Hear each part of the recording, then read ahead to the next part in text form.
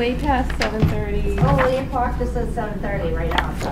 That's right. That's Okay, what my 7:30 there. computer says that I will too. call the meeting of Wait, Reading Municipal Light Department Board of Commissioners to order.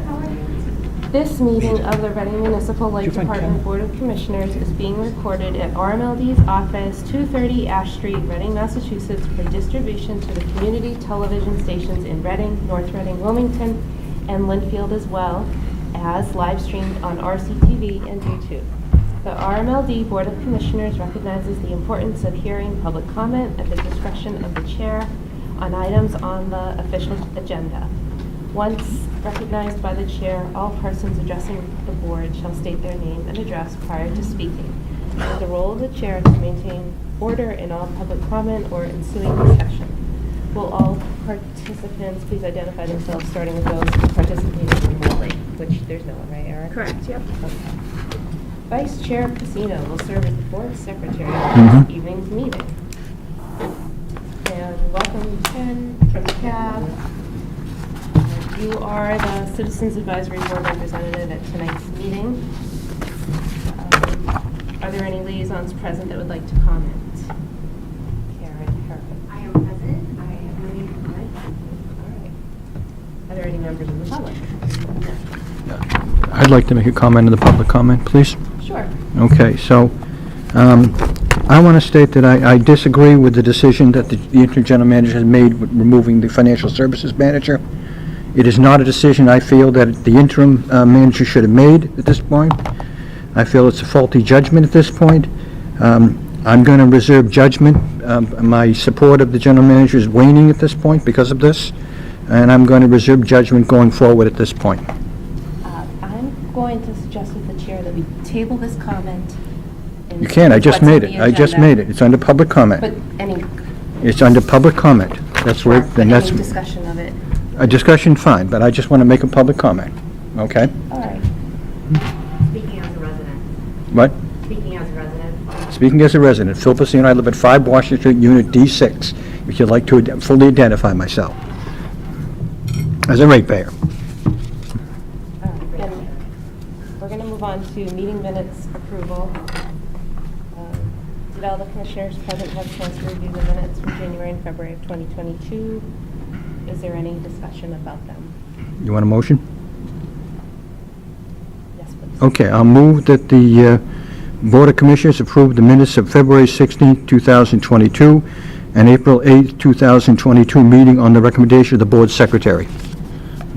Eric, I thought we had January and February in our packet. For executive. Regular was. Oh, right. Okay. February, April. Right, for Yeah. regular session. Okay. All those in favor? Spacino, aye? Marlene Vita, aye. Stover, aye. Did we get a second on that? A second. Yeah, I heard Bob second it. Motion passes 4-0, 1 abstention.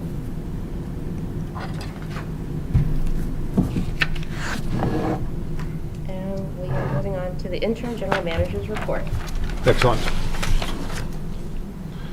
So we're going to talk a couple of key topics, talent, HR-related type stuff. It's always the most important thing, so I'll start with that. We'll hit a couple other key points, salary surveys, customer surveys, flex time, interns, et cetera. So I'll walk through these one at a time. The important piece, as we've been talking about for the past several times, has been focused on talent, the team. So lots been going on, a lot of attention by the leadership team relative to internal moves, internal promotions, and also new hires. So this is a quick snapshot in your book on the slide here. So since July 1st and through the end of this month, another 2 weeks. So at the end of the day, July, there are 4 internal promotions. The part of the reason behind the internal promotions is to put individuals where they feel most productive within the organization, provide flexibility for people in the organization so they don't feel like they're stuck in a rut, and also recognize career development. So if you notice there, right, we promoted an assistant lineman to an assistant general foreman. We also promoted 3 linemen to leader linemen, which was great. We hired a facility worker, which you guys know we were lean in the summer months, and also somebody for the IT department, right, technology support systems analyst. August, there was a move, a customer, so one of the customer service individuals moving to customer billing specialist. New hires, 2 substation technicians and 3 apprentice linemen. You're going to see this apprentice theme coming in. We're trying to not only recruit seasoned and experienced individuals, but also individuals that either are early in their career or middle of their career to try and broaden the skills and perspective and attitudes and energy of the whole organization. September, we have one move, an internal individual to a GIS specialist position. That's a new position that Hamid and I have been working on the E&O organization. So that's a new position. It's very important. You'll hear a theme of data and digitization as we talk more about feedback from the NEPA conference and also things that we're doing within the organization. In terms of new hires, we have 2 apprentice linemen. I already mentioned the concept of apprentice. A facilities manager, so we have a leader now for the facilities team, which is great. We've hired a director of IT. That individual started on Monday, already adding value by working on some security issues. Again, we continue. Security is an ongoing thing. You have to stay on top of it. So John has already hit the ground running, which is great. We extended an offer that was accepted to a director of finance and accounting. That's finance and accounting, different than business and finance. There was some organizational changes underneath that organization. That individual has municipality experience and a lot of experience in finance, which is particularly important as we go forward. We'll talk more about that. And then we extended an offer that was accepted to an assistant director of IRD. That assistant director of IRD has been a position that's been open for about a year. So there's no presumption in that assistant director role. That individual is actually coming from California, probably a couple of weeks later, just in terms of coordinating their move. They want to move back to New England. We still have 10 openings that are being filled. As you guys remember, we are a staff, like when we're fully, all team members are in place, a little bit over 80 people. We've been running at about 60 people for a couple of years now. So these new hires that we've brought in, these 13 new individuals, are bringing some energy. They're bringing some new skills, new perspective, which is great. The promotions within the organization and the moves allow the individuals within the organization to feel that there's a career path for them. So overall, this talent acquisition and development is very positive. In terms of the team management, team leadership, this is on the next slide here. We had talked before about an external salary survey. We were hoping to try and get it done in the month of September, but it's a little bit more involved. So we have an organization that we've engaged. Kickoff meeting was earlier this month. They'll be completed by year end, so the data and the numbers will be valid for the first part of 2023. That's how they set it up. We will also, and that will do all of the positions except for the lineman positions. We'll really rely on the lineman positions with the MEME survey and the APPA survey. Those are more regionally relevant, and they're more specific as opposed to having somebody kind of learn the lineman piece. We've talked before about employee surveys. Oh, I'm sorry, yeah, please. Will the survey compare their salaries nationally or just in Massachusetts? No, regional, regional, Okay. yeah. Greater Boston, Yeah. North Shore Boston. Well, Greater Boston is how they'll end up doing it, so yeah. But they'll look at, they'll take data from, it's a national-based company that does this kind of work, so they're very experienced in it. They've got a nice program in terms of how they go through it, but the final results will be Greater Boston, focus on North Shore where we can. Employee survey, we've talked about this as a group in the past. At the end of the day, our goal is to try and get it done soon. We want to make it, I use the word nameless, so that people can be open. I did not use the word anonymous. Right, so, and simple. We'll probably end up using a platform called Qualtrics. It'll cost less than $500 to do it. They'll implement it, et cetera. The key thing about doing a survey like this is to do it, how we create the questions.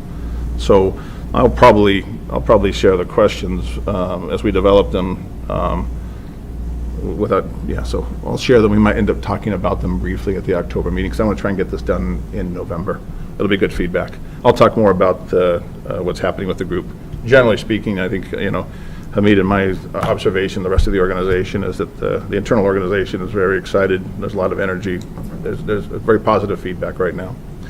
That flex time program is a piece of it. There's a bunch of little things that we've been doing and big things. Flex time is not a little thing, it's a big thing. We were doing little things like, we had a program for people to do Veridesk where they could actually have a platform that allows them to stand up or sit down at their desk at various times of the day, a little more health-oriented. We removed a requirement to have a doctor's note. So we added, I think, about 9 of them. The people are particularly happy about, again, small things, right? It's, but important and health-related. The flex time, as you guys know, we had flex time in place from July through the end of August. We did it as a pilot program. The structure behind the flex time program was again, coordination with the supervisor or the manager or the director of the group, but either 4 10-hour days, 5 8-hour days, which is a regular schedule, or 4 9s and then a half day on Friday. So everybody kind of fit into a schedule that worked well. We spent some time trying to make sure that that would work for the customer service window. We did. We'll walk through in a second what we're doing on that for the fall. Hamid and I are working through a flex time program for the grid assets, the engineering teams, and the line ops, the field-based teams as well. So I think we've got a good plan on that that'll work. We're gonna do a little bit more refinement to that and probably roll that out at the 1st of October, realistically.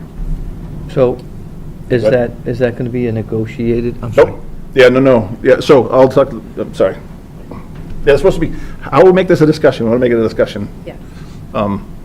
Yeah, so right now it's, we're calling it a, so we're calling it a pilot. And the reason why we call it a pilot is to give us flexibility in terms of not putting it into contracts. I'll talk about, we'll bring you guys up to speed in terms of where we are with all the contract-related stuff. Front window, we're going to basically do Monday through Thursday, 7:30 to 5:30, so that's an hour, half hour earlier, half hour later. We had tried in the summer by letting the window stay open until 7. There really wasn't, I mean, it takes time. You know, we ran it for 9 weeks. But I think the general consensus, having that half hour after 5 was actually valuable, but beyond that didn't really help much. So, and the customer service team, some of them come in on Friday, a lot of catch up to do, right? There's email as well as window as well as phone-based stuff.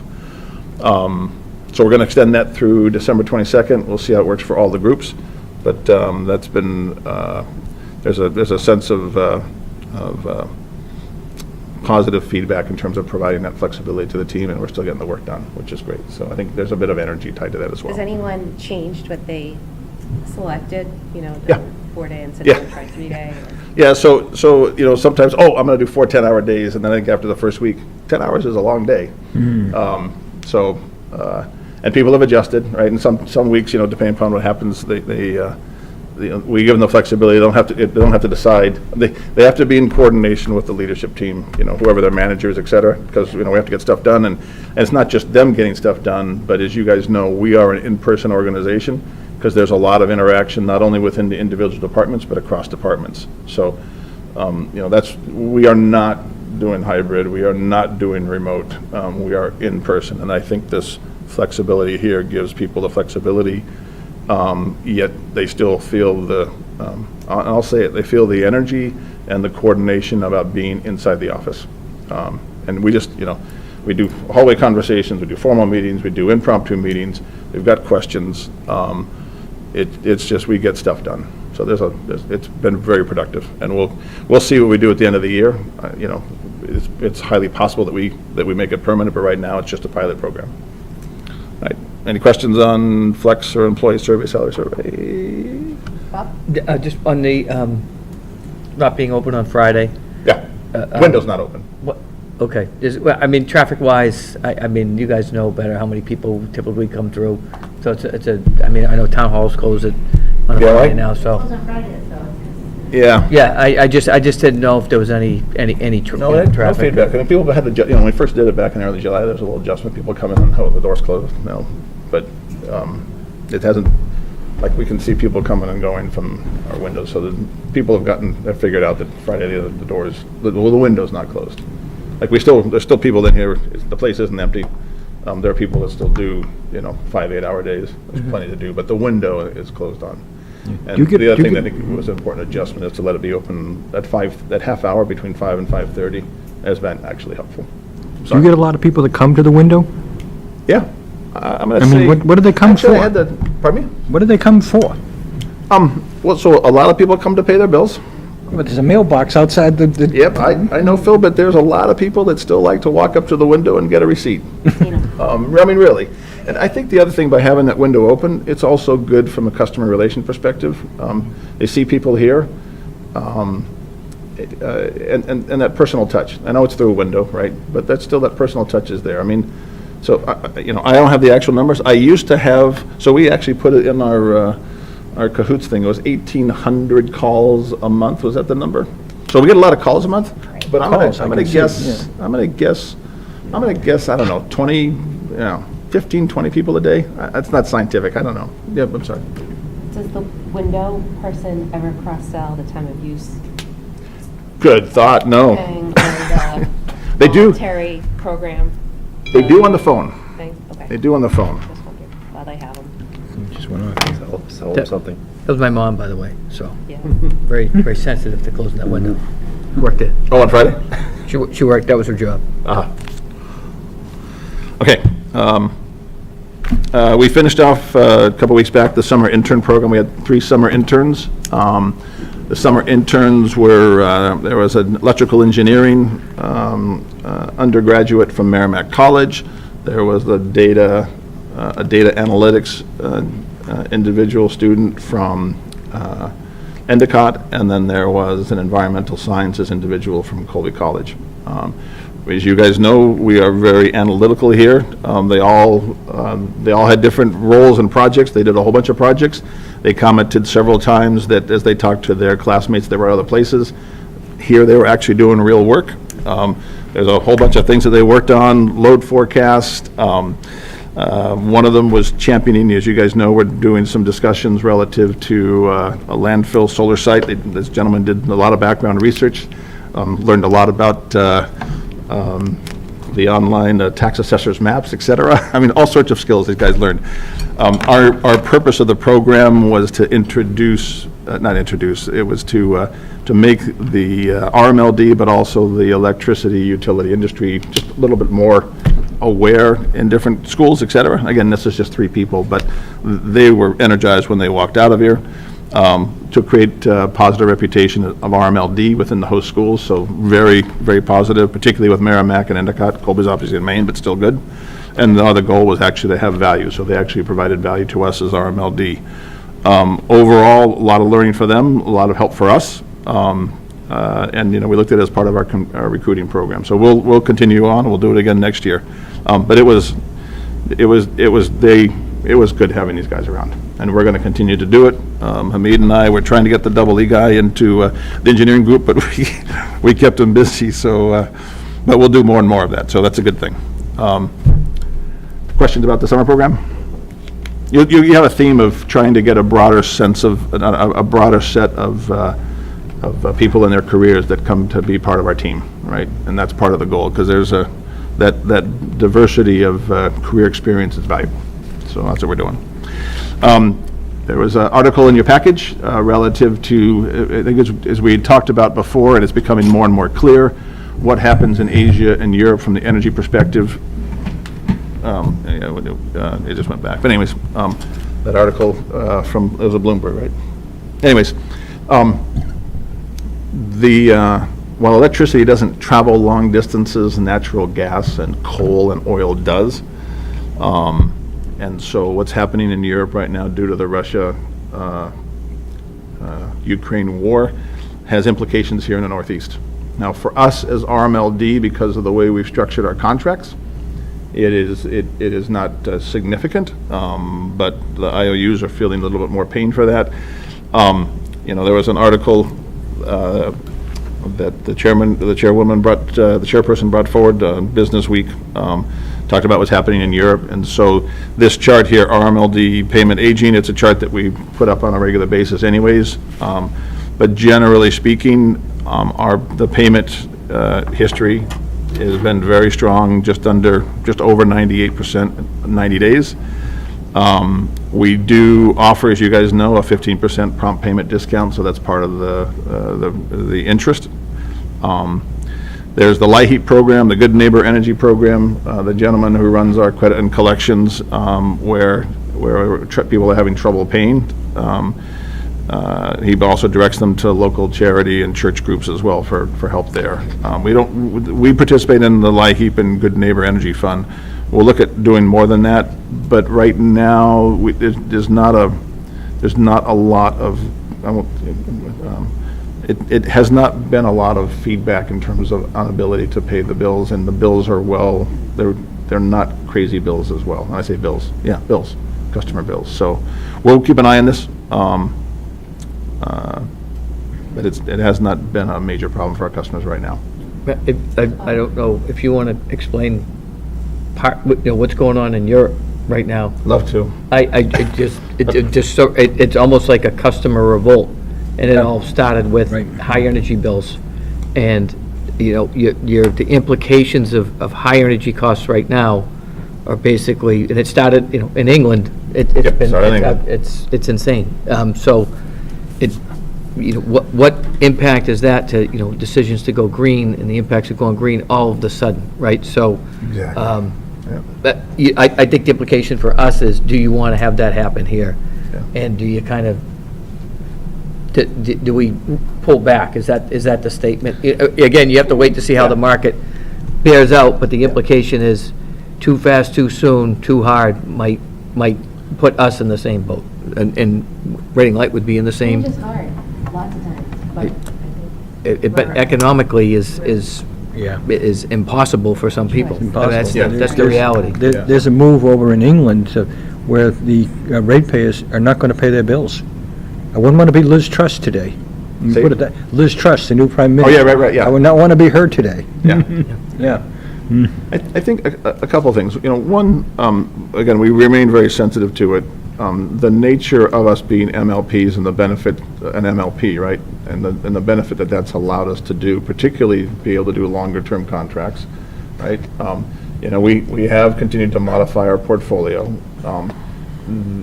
Unlike the IOUs, which are in the boat of every 6 months, they, from a regulatory perspective, are limited in terms of what they can do. And, so they're for the IOUs in New England, customers are facing significant increase in their bills because the 6-month rolling contracts are basically, I'll have a slide here in a few minutes, but it's forward price curve, it's market price. And market price this time of the year would be, $30 to $40 a megawatt hour, and it's over 100. It is crazy. And as you mentioned, Bob, the linkage, while this electricity is not going across, it's not transatlantic, the other fuels are, and that is creating significant pressure on New England in particular. And the other thing that we're watching carefully and working as a consortium with between MWIC and ENE is to encourage ISO New England and the governors to allow some stockpiling of oil fuel, because natural gas, which has traditionally been the buffer, is not going to be, well, I won't say it's not, less of it's going to be coming to New England because the higher prices are in Europe. And again, a couple LNG tankers a month doesn't seem like a lot, but has a huge implication in terms of not only the cost in New England, but also the resiliency and the reliability. So it's a very complicated piece. And again, we take the mission seriously in terms of how we think about the infrastructure that Hamid and I work through. We'll talk a little bit more about storage in terms of the things that come through within territory generation. All the things that we're moving toward are in anticipation of the regional network being less reliable over time and more expensive, right? And so all those pieces are basically influencing the strategy that we started last year, but we're actually, we're taking steps now, and we'll talk more about that. But you're exactly right. Yeah, please, I'm sorry, go ahead. Point taken, but I think the escalating costs have to do with the cost of natural gas over Oh, yeah, in Europe. exactly right, natural gas. That's what's driving the rate shocks in Europe, is the escalating cost of fossil fuels. It's, not green it's also energy. shutting off everything. It's Right. twofold. It's not just, it's, let's switch over. Right, but the and let's linkage switch of over it at to a- green energy, I think, is where we need more information, but it's Yeah, the yeah. escalating cost of natural gas that's driving the rate shock, not the escalating cost of alternative energy. Yep. That's all. And we'll talk, It's like flipping it around. It's like the alternative energy is the solution, not the problem. Well, yeah. so we'll talk about portfolio stuff here in a few moments. The last, just key piece, and we've talked about this in the past, and we've had some intermediate meetings, so we're working closely with the town of Reading. We're actually, from the RMLD perspective, we're taking the stand that we are supportive of this Ash Street. So that picture basically is an overhead of Ash Street. You can see where the lower left-hand corner white building, that's the building we're in right now. But a different development of this area. The implications would be where does RMLD go? And the current strategy, again, this isn't fixed in stone, but we're open to economic development of this area. The property behind us, the Barbas family is also open to it. Obviously, these are economic decisions and timing. There's a lot of decisions going into it. But the position that we are taking with the town of Reading is that we as RMLD are very open to it. We are owned by the town of Reading. The RMLD owns this building that we're in right now, owns the land under it, owns Station 1, owns the operations center north of Station 1. But at the end of the day, I think there's a benefit all the way around for the community and also for RMLD over the next 5 years to lay out and execute a plan where we'd end up in a different building, where we're all integrated into one building. It allows us, from an operations perspective, an operating perspective in the broad, not just E&O, but to be more efficient. So bottom line, there's going to be, the town asked to do an event. We haven't really opened the place up, but we will do for this one event a neighborhood-focused meeting on the 6th of October. So the bottom line, I think for you, the takeaway here is we're making steady progress, and we are supportive of it, and we'll work together with the town to see how it all plays out. Yeah. Good. I just want to make one comment. You say we're owned by the town of Reading. Please remember there are 3 outside towns that are in this district too. Absolutely. We are actually owned by the ratepayers. That's the statement I've always lived with. Good. You know, there were not, you know, the ratepayers are the ones that are paying the bills here. Yep. Yeah, and I think, yeah, and I think that there's a longer-term strategy. You know, one of the things we'll talk about in one of the other sessions on that very topic is our intention is to, you know, we're here to serve the ratepayers, and the service we provide, the basis of that is reliable, low-cost, non-carbon energy. But you're exactly right. You know, the customers in North Reading, Linfield, Wilmington, as well as Reading are all very important to us. One of the things that we'll talk about a little later, not too much today, but there is a strategy that we are developing whereby the other MLPs, we are contiguous with Peabody, Danvers, well, not totally, anyways, there's a group of us that are all very contiguous, Wakefield, Middleton, and it's going to be important for us as a group to work more closely together because we all come under the MLP statute, and that provides us benefits. So there's a scale place, so you're exactly right. There's a super regional MLP strategy here that allows all of us to be more reliable, more resilient, lower cost, and then at some point in time with these IRA, the Inflation Reduction funds that act to, at some point in time, maybe even pull in Raleigh and Georgetown and Groveland as well. So there's a bigger picture. So you're exactly right. This is not a Reading focused piece. There's a bigger strategy here. Anyways, that's the quick interim update.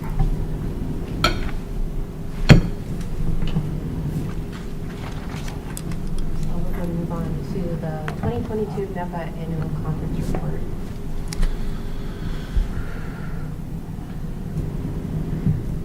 Okay.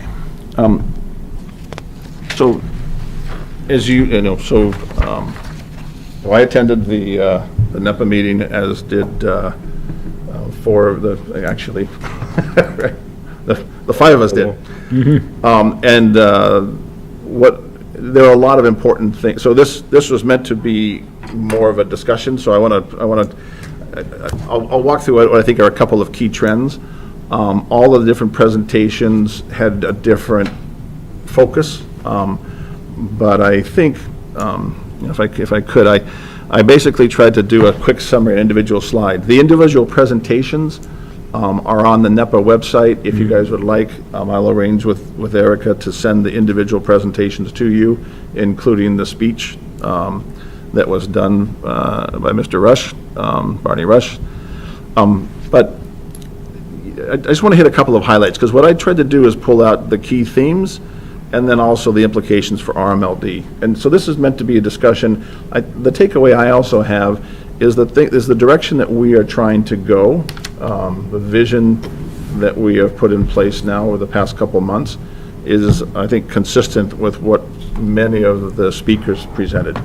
So, the keynote, right, Peter's key themes, right, his key slide was decarbonization, digitization, and decentralization. So we all understand the decarbonization piece, right? That digitization is a key piece. We talked about it a little bit in the CAB meeting, but data is becoming a more and more critical piece of how we actually operate and manage RMLD, but also to serve the customers. So that digitization is more monitoring voltages and currents and temperatures of equipment in the field. Hamid started the program a couple years back. We're going to accelerate that, but we're going to put more sensors out on the field. That's a data piece. We're in the process of moving toward an AMI, a next generation AMI and MDM system. That's useful from a billing perspective. It's useful for a load forecast perspective, et cetera. So there's a whole digitization piece. When we recruited the director of IT, it became much more clear that position, there's a couple of pieces of that position, and so we're going to create a director of enterprise data, enterprise information, but somebody to help us think through and actually implement this whole digitization theme. There's a big piece here, and it's going to take some time to put that together, but that's a key thing that Peter mentioned, and we can see it, and it's what we're trying to do within RMLD already. That decentralization is decentralization of generation assets. So we're moving, as we've mentioned several times before, we've talked about within territory generation, and that's what he was talking about here. So there's a key piece here. I'll just kind of walk you through the big pieces that I saw in each one of these. We can go in as much detail and discussion. You guys all had different observations as well, but I thought Peter did a pretty good view. The book that I had a chance to read the book afterwards. Yeah. You got the book? Yep. Yep. That book was actually pretty good. It hits on all these key points. Right. Joe's presentation, right, from the New England Clean Energy Group, he was focusing on taking action, right, the things that we're doing. He focused on those implications for RMLD, right, learn new expertise, right, and all of these, there's several that accelerate external communications, right? He talked about in that 5th bullet from the bottom, make your customers know what you're doing. That communication to the outside is a key. We saw that in several different places. So that's part of the reason why we're being more aggressive in terms of external communication, and of course more aggressive in terms of internal communication. That commercial fusion energy was neat. I tied that back into things that we're doing. I mean, that's a decade down the road, right? Commercialization in the 2030 timeframe, right? So that's 10 to 15 years down the road. But those are meant to be, when they get that up and running, those are 75 megawatt, modular systems. And there'll be a discussion in terms of, do we want to do a fusion modular system within our territory or not? That's a different discussion for a later date. But the concept of having distributed generation, remember that decentralization from the previous one, and our goal of within territory generation, this fits. So we're pointed in the right direction in terms of what we're trying to do. Right, Ted talked about storage. I thought his chart here was actually pretty interesting. Good, I liked it. But I think the industry agrees that storage is a critical piece of the intermittent nature of renewables going forward. And at the end of the day, the other chart that he had that I almost put in place of this was that chart that basically It was a cost on the left-hand side and duration on the right-hand side, and it has, well, actually, I put the number in here, right? It targeting 10% of lithium-ion cost, that fourth bullet down. Form, in terms of dollars per kilowatt hour, is at 10% of lithium-ion cost. The challenge with lithium-ion right now, we're doing projects, we're continuing to do projects, we've talked about those, we're working on programs. Hamid and I are working on the Fordham Road one. It'll probably be, when we'll come back to you with an update on that, probably next, either in the October, November one, but we'll probably increase that 5 megawatt system to a 10 megawatt system. But that's a peak shaving system, that's a peak management system. And what this stuff is really talking about is a time shifting use. So time shifting use for storage. So you generate in the afternoon and then you discharge in the evening. And what that really means is, while solar is great and it fits into the portfolio and has a lot of benefits, but we want to be able to have solar be available in the evening. And so you have a solar generator and then you have a storage system. So now we have two pieces, and both of those cost money. And if these guys can pull off what they can pull off, right, and this timing looks pretty good, but if it's 10%, then that's a 10% premium on our existing energy cost. That's workable.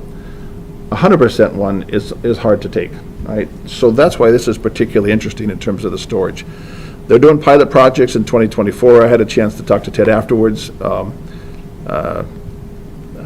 We share a similar alumni. So I'm going to work with him to see if we can't become part of his pilot or early commercialization sites. We're a big MLP, right? We're not grid, but he wants somebody that's going to be nimble. So this could be interesting for us. But the bigger picture is that storage is important and going forward. And if they can get the cost structure down, that's a win for us as RMLD and any of the other MLPs. The legislative update, critically important. I think I've talked to a couple of you guys individually. The massive, and I use the word massive, news that came out was that Inflation Reduction Act. And that the implication for MLPs is there's an investment tax credit and a production tax credit for generation assets that we, as a not-for-profit entity, could not have access to. Right. And this allows us, so it not only moves it back up to 30% for the investment tax credit, it's currently at 23%, but it also allows MLPs, us, to participate in it as a direct cash grant to us. So part of the reason why we've restructured the finance team is individuals that have experience with this kind of grant type stuff and this finance type stuff. That's a 30% discount. There's another 10% on top of that if we do brownfield stuff. There is 30 to 50%. I mean, we're talking tens of millions of dollars available to us as an MLP that we didn't have access to. So this, Elizabeth's summary was massive for MLPs. This particular one, Barney Rush's, the regional energy challenges, this is the one where he basically went through his speech, right? And I'll admit, when I heard it, like I cut little nuggets, it was interesting, but when I went back and tried to summarize, I mean, I reread it 4 or 5 times, and I really worked hard to synthesize his key points. But as you dig deeper into it, that is a very deep, that individual has seen a lot. There's a lot of wisdom in what he shared. I would encourage you to go back and read a few times. This summary is actually pretty good, but go back and look at his notes. Again, take action, right?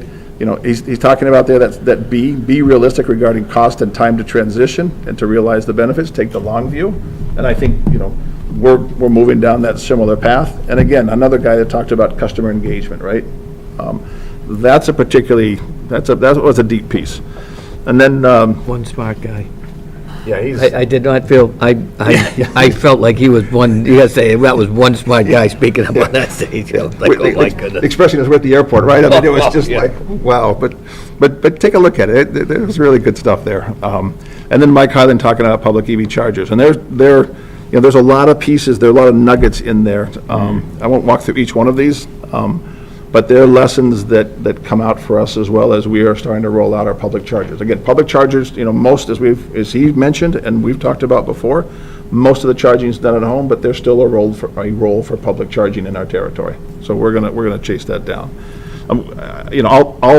I'll pause. There was so much stuff in there, but my takeaway is there's a theme of storage, there's a theme of taking action, there's a theme of customer coordination and the basic stuff that I think Peter hit in his very first one. The decarbonization, digitization and decentralization, that kind of carried through. It reflects what we are right now trying to do at RMLD. So I think the themes we saw here, the things that we're pushing on. So I walked out of that NEPA meeting encouraged that we're pointed in the right direction. That's a summary from me. I don't know if you guys want to add any additional comments on the NEPA meeting. The only thing I'd like to add is that I like Mike Hyland's speech, you know? Which is the first one or He the also second one? introduced himself as the new executive director, you know? Oh, yeah. You know, so he's the one that really caught my attention. Good? Yeah. Good. Karen, do you have a comment? Sure. Thank you, Madam Chair. Karen Herrick, Reading Select Board. Why don't you come to the, Thank can you come, can they hear you? I'm so excited about that. I just wanted to ask whether you need help from the ratepayer communities on this legislative update, active and proactive advocacy. Do we need help? I don't know Yeah. Is that a state rep? Yeah, so yes, we are. So some of the things that we're about to do, particularly within territory assets, generation assets, so I'll lay out in a little bit more detail. We've got a couple of meetings coming up, but there's nothing confidential about it. There is a landfill in Wilmington, 79 acres, that's linked to a Superfund site that's just starting remediation. There's a lot of history associated with that site. There have been a lot of people that have tried to do something with that site. We, as RMLD, are uniquely positioned to turn that into something of value, and our view is to put a solar array on it at the encouragement of the town manager and the CAB representative from Wilmington. 6 weeks ago now, we sat down and said, look, we got to figure out a way to make this happen. So the town manager introduced us to a couple of individuals. We've had several meetings with several of them, and to all of them, including some of the local environmental groups, all of them want us to do something with that land that is positive for the community, as opposed to just sitting a big heap of partially contaminated soils. And that fits into, so there are going to be some legislative, so we're also working with the regulatory individual at E&E who used to do this work before he ended up at E&E, used to do this for Covanta, very similar. And so there will be some legislative things that will need to have happen. I think the other piece is trying to, so it also fits into the the Inflation Reduction Act. So that project is probably a $20 million project. At $20 million, it is worth doing from a ratepayer perspective, because it would basically put the net all said and done, we'd be somewhere in the range of less than $20 per megawatt hour, because it's within territory, it's solar, there's a whole bunch of, before we put any incentives, we take that and cut it in half with just incentives, which is very doable based on what we've learned here. We're $10 a megawatt hour, which is some of our early nuclear deals. So we're going to pursue that, and that'll be a legislative piece. I think the other element, one of the things that we've been pushing on in the past are air source heat pumps, and we've been looking at those as part of electrification, decarbonization. But we're going to modify the messaging on that, and it's also it's an energy efficiency play. And, I know Commissioner Talbot's been, he continually reminds us, it's great to be, non-carbon, et cetera, but the best thing you can do is use less energy to begin with, right? And that goes back to the efficiency piece, right? How do you become more energy efficient? So the nature of air source heat pumps is they are more efficient than natural gas and oil-based. So there's the regulatory compliance piece of it, but there's also the efficiency. So I think there's going to be a lot of communications with the town of Reading and the town of North Reading and Wilmington. I haven't had as deep discussions lately with Linfield, but so a lot more coordination with them in terms of the communication to the individual communities. and then doing joint projects on municipal buildings, et cetera. This little massive Inflation Reduction Act is an accelerant for us to do more within territory assets on municipal buildings. I mean, it's a whole bunch of pieces. So, and part of the reason for bringing a different type of people into the organization is to help us pursue this strategy. That make sense? Yeah, so we are in close contact on energy issues with our delegation. Yep. Which, by the way, are different than Wilmington. Yes, Some yes. overlap with Norred. So Yeah, let us know how yeah. we can be part of moving them forward. Thank you. Yeah, no, thank you for the reminder. Just one comment. Sure. I've heard of a company out of Watertown that is trying to create wireless charging, Yes. which I don't know how they're going to do that, but that's, I've heard that somebody's out there trying to do that. Well, so that technology exists for mobile phones. It's you can put it on a little pod, a little puck. So yeah, at a larger scale for cars. So the technology exists. The question is the commercialization. Yeah. A couple of the other things that we're doing right now is and they did a big announcement today, a company called Spark Charge that are trying to do mobile battery chargers. There's a whole business strategy that's probably going to work, and so they're talking with us, and they're talking with 2 MLPs on the south part of 128 to be their kind of hubs. So again, another crazy thing. And then the other element is, it's not, so the Northfield hydro facility, pump storage facility, just installed bi-directional EV chargers. And so we'll probably, independent of them, but we'll explore some of those bi-directional. We talked about it kind of briefly a couple months back. Again, it's a 23, 24 event, not 22 event. But again, thinking very differently about how to use these storage assets that are coming in, not only the ones that we invest in, but the ones that our customers are investing in the form of EVs. That's probably happening sooner rather than later. I know we've talked about it in the past, but this EV thing is accelerating. And it creates an opportunity for us. Again, it's part, and it's going to hit that decentralization, digitization piece that Peter talked about in his presentation. Okay. So how is your EV car working so far? I now have 36,000 miles on my EV car. I have replaced the wipers once, the cabin air filter once. I haven't touched the brakes, probably won't.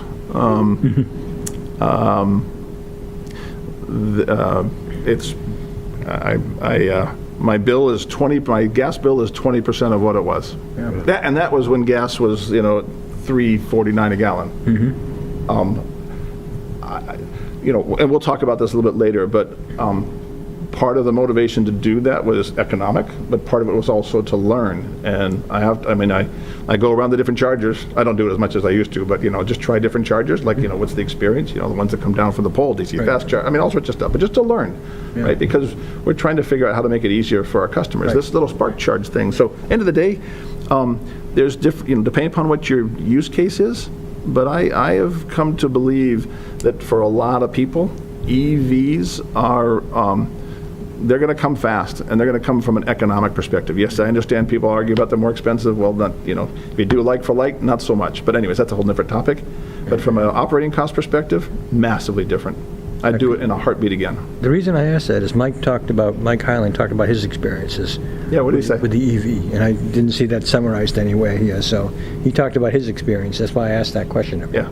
Well, his experience was primarily from charging, right? He's trying to put a charging network in, right? Mm-hmm. And there's lessons on his charging network that we're adopting, right? And I put those in the notes for us.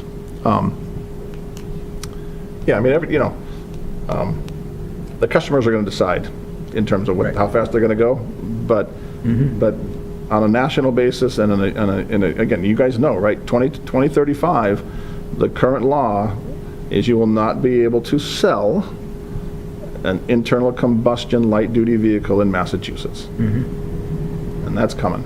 Okay. So, we'll talk next. So again, I like EVs. I think they work. I'm a believer. But 2 years ago, it was 5 years down the road.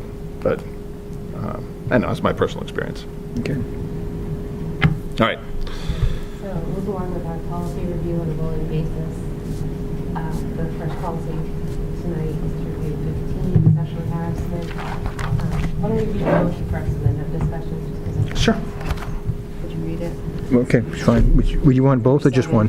Just for 15. Just the, 16 or 15? Yeah, read them both. Okay, well, I'll read 15 and get It's number 7 discussion. on the agenda for policy. Right. Move that the Board of Commissioners approve Policy 15, Sexual Harassment Revision 4, as presented on the recommendation of the Interim General Manager. Thank you. And is there any discussion about policy 15? The question I have is why'd you go from HR manager to HR director? What's the- That's just because that's the way it's title, done now? well, the title is HR manager. The title of HR, the formal title in our org structure that's been that way for a while has been HR director, so we just made it consistent with what the current title is. And that So- was the last couple policies we reviewed. We did the same thing. Okay, so go ahead and, there's no other discussion. Was there any changes? Yeah, the changes were small. Basically, there was that change, and then there was just a little bit more clarification in terms of the procedure if the complaint is against the general manager. So, just clarification. It was written, the legal team put that together and made those edits. But it's not, there's no significant changes to the sexual harassment. It was pretty well written to begin with. All those in favor of approving? Hold on 1 minute. Under the, where you got the Board of Commissioners, there's something added there? Why does that, we had additional things under investigation in accordance, we got a chapter. What's section 5 of C? What is that? This is on page 3, under C on page 3. Yep. I just found it, So whatever. that section BC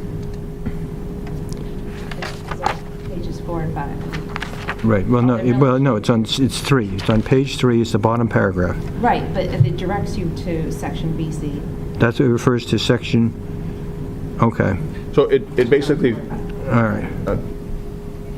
Phil, it goes back to, it's part of the clarification, if there are complaints or allegations involving the general manager, then the chair of the Board of Commissioners, since the general manager reports to the Board of Commissioners. Can we add in there that maybe section, because I didn't know what that referred to, section, V7 of this policy? Can we add that in after the section VC and just say add of this policy? Because I don't know what section that's referring to.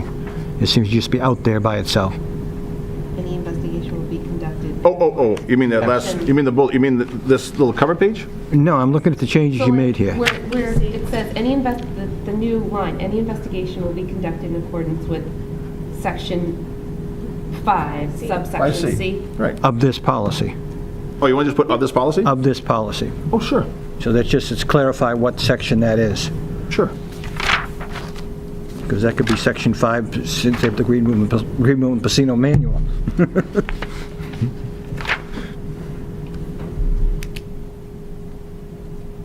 And if everybody's accepted, you can accept that as part of the main motion.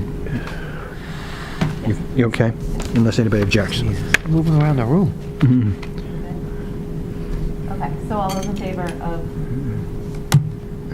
the amendments to this policy, including Phil's? No, it's being accepted as part of the main motion. You just now, unless there's objection, it's part of the main motion. So all you do is just say that, in accordance with the main motion.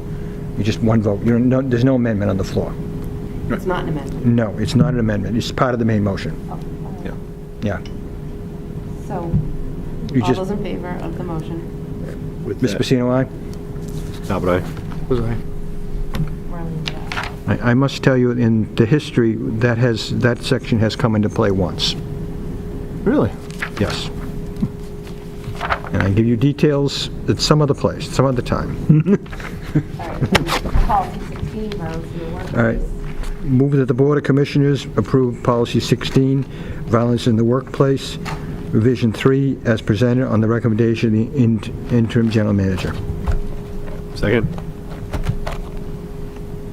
The changes are, I'll just review them. Yeah, go ahead. For everyone. The Human Resources Manager title was changed to Human Resources Director throughout, and in Section 2, Subsection 2A, the definition of threat was revised to clarify that RMLD will use objective and subjective standards, taking into account all facts and circumstances to determine whether a threat has occurred.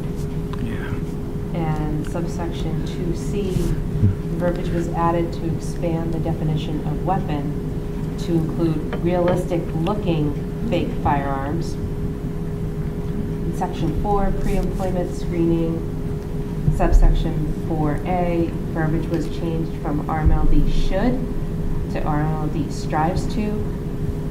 Also, verbiage stating a history of frequent job changes was removed from the list of red flags. I read that section. Yeah. It's weird that was ever in there. And subsection 4B1, verbiage outlining permissible questions relating to criminal history was removed for current law and best practice. Well, let's read the motion and then. I did read the motion already. I'm sorry. Wait a minute. Motion's already So- been read. You can't ask that? That's law? From Jan? Yeah, we do a background check. Yeah, you do a background check, and then usually it's a criminal history check. Yeah, so that's part of it, So why is that, well, I guess, in terms of the interview questions. oh, Yeah. well, yeah, well, I'm just saying, if, in part of the pre-employment, you do a criminal. We do, and we still do those. Yeah, okay, so, It's not part of the interview questions. well, that doesn't say interview, it says screening for red flags, pre-employment screening. Yeah, okay. I just don't want to put in something in there, for you're doing a pre-employment check, you're, We're definitely looking at criminal. absolutely. Yeah. So it seems to exclude, well, Let's just take one look. maybe it's part, It says, further in the document, it's illegal for RMLD to ask certain questions about a job applicant's or even an employee's criminal record. yeah. You have the right to find out if they're felon. The ability of RMLD to Yeah, obtain read that. access to criminal record information by the Massachusetts Criminal History Systems Board under the Criminal Record Information Act is limited to that which is necessary to perform the relevant criminal justice or statutory duties. So read the whole thing. Criminal history information is available from private sources. Also, may be limited. Thus, it will be important for RMLD to assess an applicant's suitability for the position or propensity for workplace violence based on appropriate inquiries relating to the employee's past work experience, such as the employee's attitude in the workplace, the ability to get along well with others, or history of threatening, bullying, or harassing behavior. That's the whole section. Yeah, I think the key thing is the certain questions. So we're not taking away the background check. We still do that. Right. It was just seemed that it was, other things were creeping into a violence in the workplace type scenario there but that's, I thought we were restricting the ability to even No, look no. at somebody, and that No, we just, that from a was the legal fear. perspective, there's things that we can and can't ask in an interview process, but we still, that second paragraph down there was to indicate that it is imperative for us to understand the propensity for any workplace violence as part of our pre-screening offerings, just to how, the mechanism that we have to do it, from a legal perspective, we have to do a little bit differently than we did before, including asking in interviews.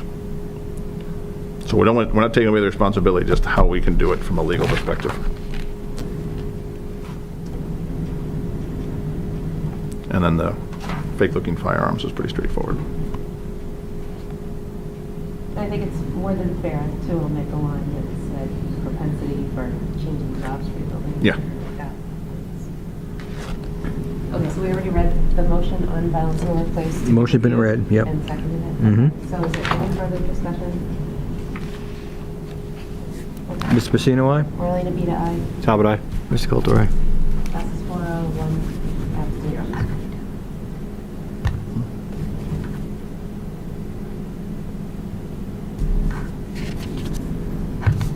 Greg, we're going to move on to integrated resources report.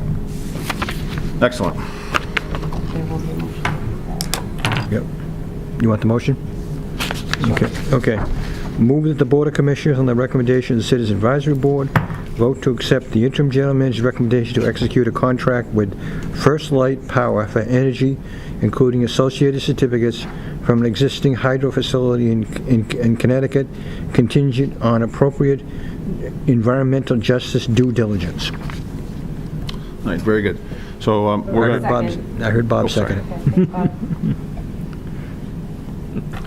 So we'll talk just a little bit of a portfolio update and some of the things that we've been working on, and then we'll talk about the hydro piece in particular. And then in October, what we normally do is we do a budget review, so an operating budget, capital budget, and obviously power supply is part of the operating budget. So just to give you guys an idea what's coming down the road, since power supply is a significant piece of the budget, just wanted to give a little bit of sense of what that looks like ahead of time.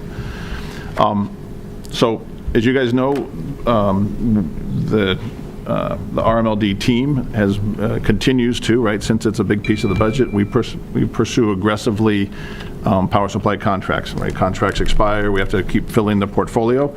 It's an ongoing process. That chart on the left-hand side there, this line here that starts at 120, this basically is dollars per megawatt hour. And across the bottom of this is years, is basically 2022 through 2040, just to give you an idea of the horizon. And these are basically dollars per megawatt hour. So these dollars per megawatt hour are energy only. There are other costs tied to power supply, certificate retirement, transmission and capacity, and then there's energy. And this is just the energy portion.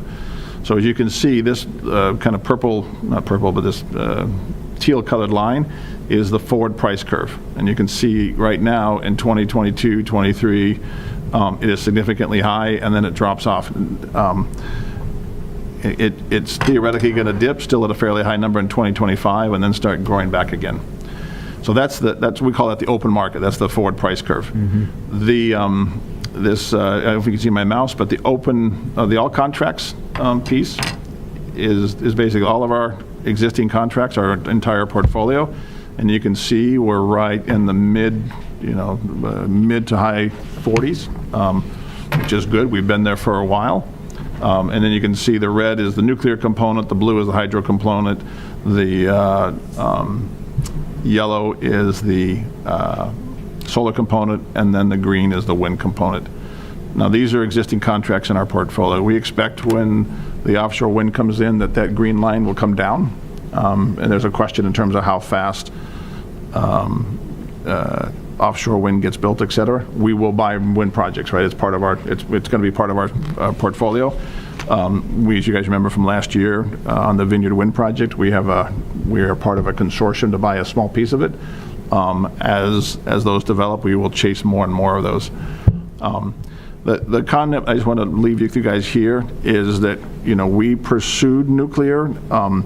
Back in December, we basically transitioned to make nuclear, instead of being 50% of the portfolio to be closer to 30 to, we just put a maximum of 40, but it'll grow up to the high 20s, low 30s. We were trying to balance, there's only 3 nuclear reactors left in New England. 2 were in Millstone in Connecticut, and 1 is in Seabrook.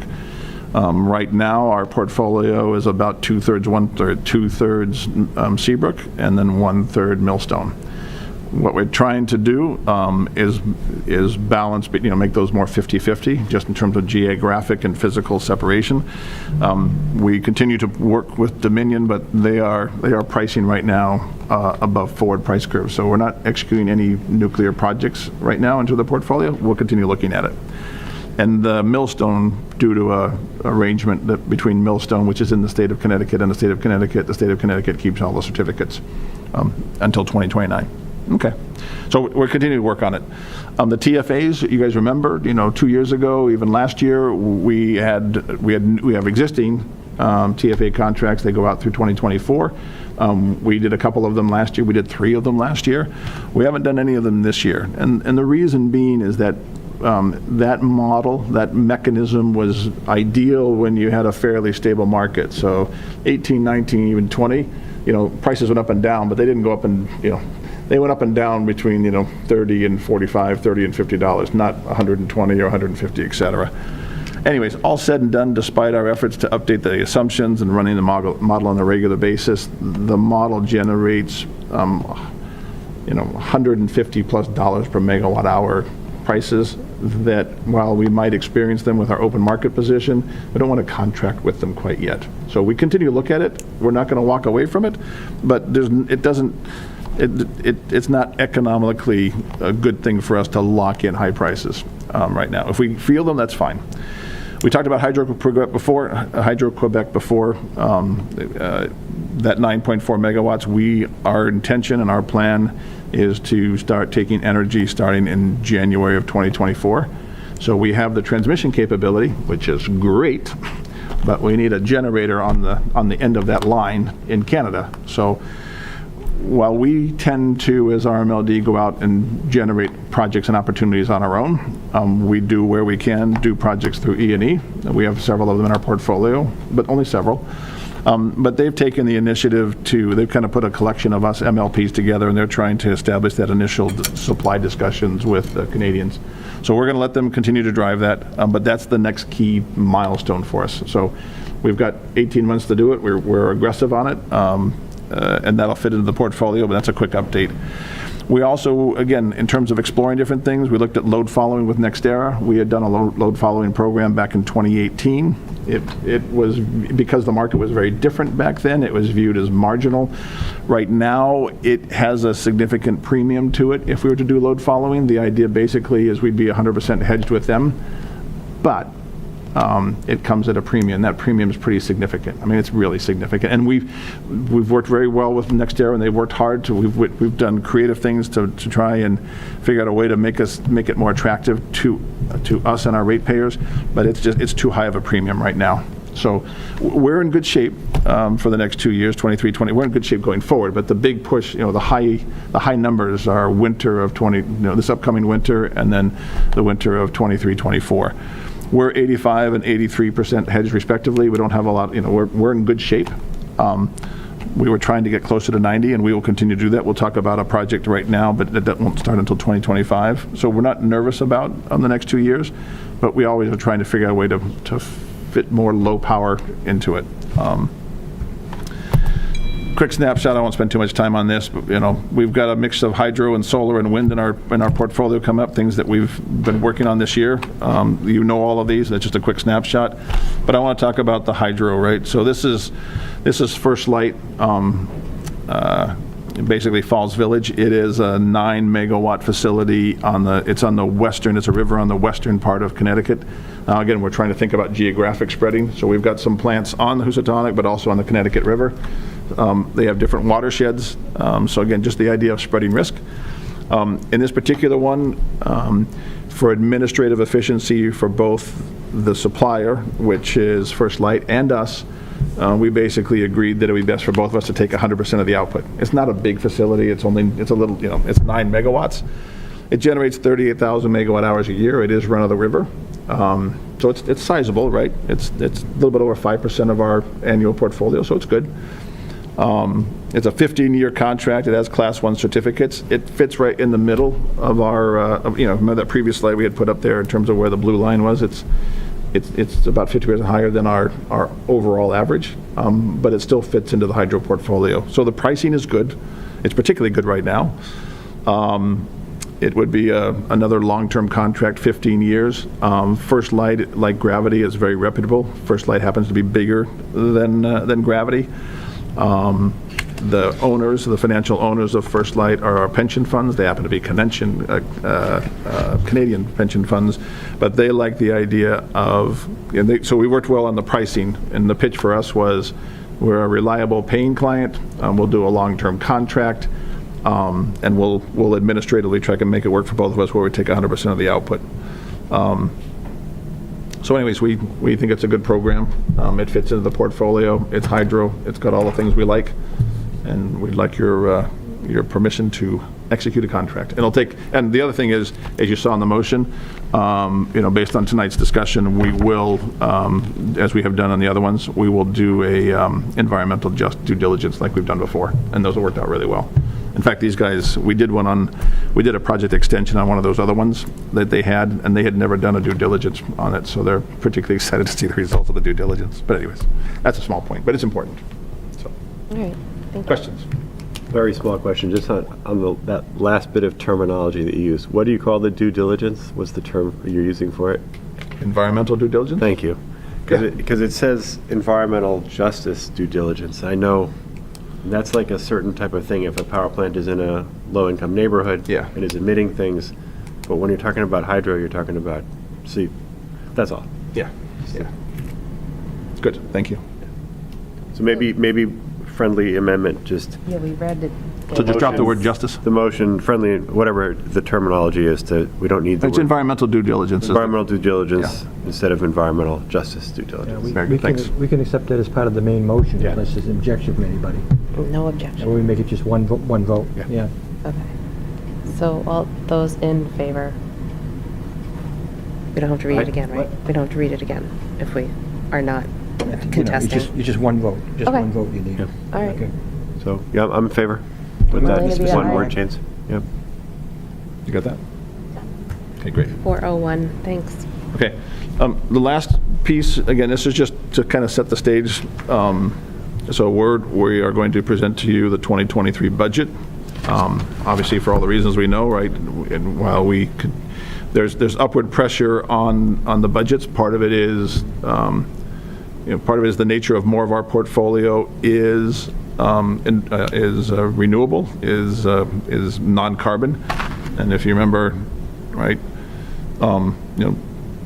many of those are on the higher end. So anyways, there's upward pull as we become more renewable. We like it. It's good, more non-carbon. So 2021, we were around $60 million. 2023 will be around $68 million. But if you look at that center column, the 2022 estimate, while we originally were expecting to be around 64 million, 65 million in 2022, we still have exposure, right? 10 to 15% of our portfolio is open market. And so as we've talked about many times over the past several months, our actual costs are going to be higher than we had budgeted. Those are all passed through to the customer. There's no markup. We've worked hard to communicate since January these costs coming up. Net, as we've talked about before, that 12% that we anticipated relative to 2021 to 2022 actual bills from the customers are aware of that. We are just coming out of the peak. Remember, August is the highest bill month typically, just given the combinations of usage, et cetera. So anyways, all said and done, just somewhat over 3% in 2023, and then 2024 will be another 2%. Again, these are really low numbers in the context of the grand market. We'll continue to refine these, but this is good news. So we'll get more details when we put it in the final budget, but as we kind of look at it, this is encouraging. So anyways, it's just data right now. Yeah. So, all right. That's the update from IRD. Thank you. And Mr. Jafari, our Director of E&O, will give us an E&O report. And then Hamid will, as you want to go to slides, will just let us know. We'll advance. Sure. I appreciate it. Thank you. Okay. Good evening. I'm going to give you a report on the reliability, the status of our reliability. I guess we are due for another one, the new one. So let's review the Rmld's reliability status as it is now, the status that it is now to this year, especially with the challenges that we've had, number of storms, as well as the supply chain disruption issues, and here, there, so see where we are and where we're going with it.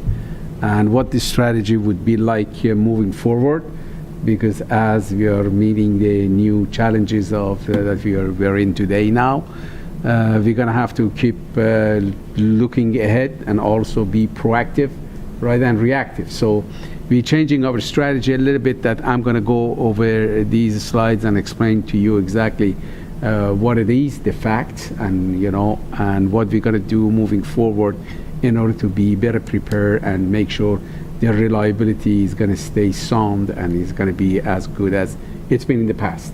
So that's what the goal is. So let's review the system reliability, what a good system reliability means to the community and what it entails. Basically, any good reliable system should have good maintenance program. That's the key for the reliability that we do have. We have 10 points reliability maintenance program that we are pursuing, and that was created a long time ago in order to make sure we grab the ball by the horn and then we stay as reliable as we could. The outage management strategy, that's another component which is key to system reliability. We we hired the surveillance in order to get a package outage management system from them, an outage management system that is a shell on the SCADA system.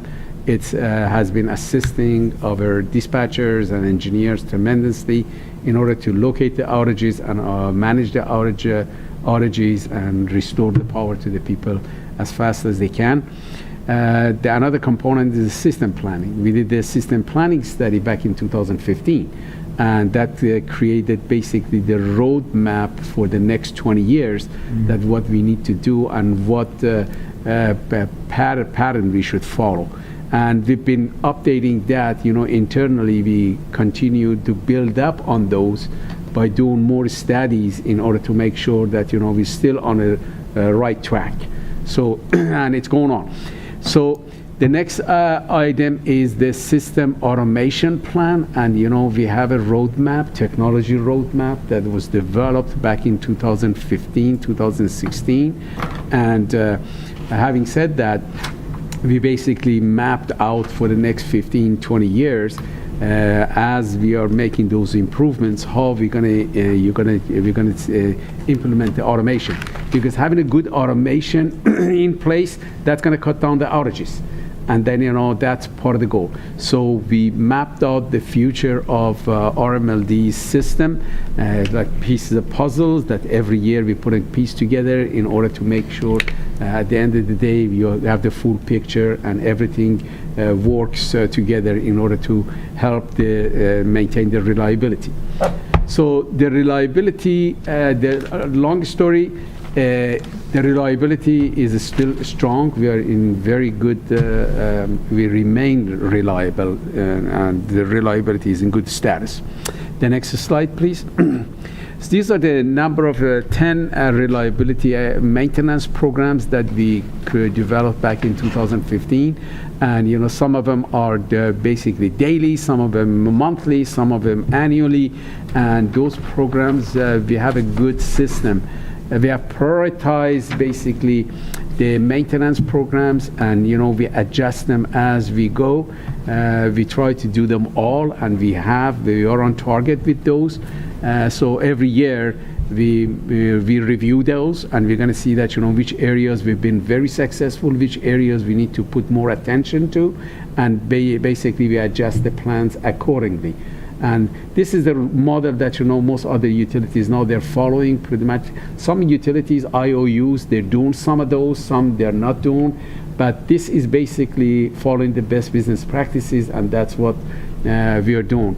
And some of the other units, actually, I get a call from them, what you do here, there, so because we change information, and they're using this model now because they want to stay ahead of the game like us. So the next one, please. These are the reliability indices. It's like your blood pressure. Basically tells you what the health status of the system is. As you could tell, the system average interruption duration on the left, and also the system average frequency index were well below the national and regional averages.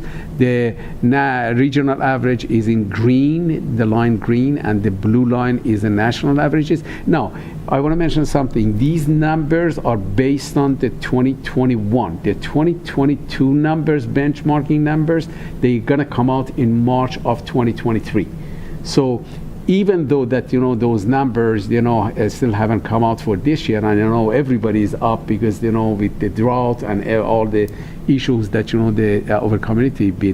our communities in Massachusetts, they have experienced. So we expect to see higher numbers. Therefore, the curve is going to go up. But we still on those two, which is looking at the globally at the system. We are doing very well. We are still very low. That, and I expect that to be maintained at the same level going to the closing to the end of the year. The next slide, please. This slide, however, it's a little bit different, and that's what caught my attention. And Greg and I, we discussed this in details, and to see that, okay, what are we gonna do? Since we both like really the data analytic, and as you know, the colleges now they offer the major called data science. Data analytics. Yeah. And I'm glad that they are doing it, because this is basically our interest, the engineers. We love data. We love to do analysis and see that, what these numbers really mean to us, and what are we going to do with the numbers. So I took it upon myself to see that, why that number is going up. These are the customer average interruption frequency, interruption duration index, which is basically the difference of this number as opposed to the system. System is looking at when you have at the globally, you have substation out or you have a feeder out. But this customer average interruption duration, which is giving you some indication of what every customer basically in the system, they've been experiencing the outages. These are the pockets of outages that you see, because a transformer, let's say, is blown because of the animal contact, or a switch has been blown because of animal contact. So these are localized outages. When you add them up, it seems like it's a lot, but it's not really a lot. So overall, we're doing very well. However, if you look at the chart on the right, the bar chart, you got to see the cause of these outages actually going back to three categories. The equipment, which is going up with respect to the 5 years average, the blue bar charts you see in the equipment now, we have 20. So far, we are not even, we haven't even closed the year yet.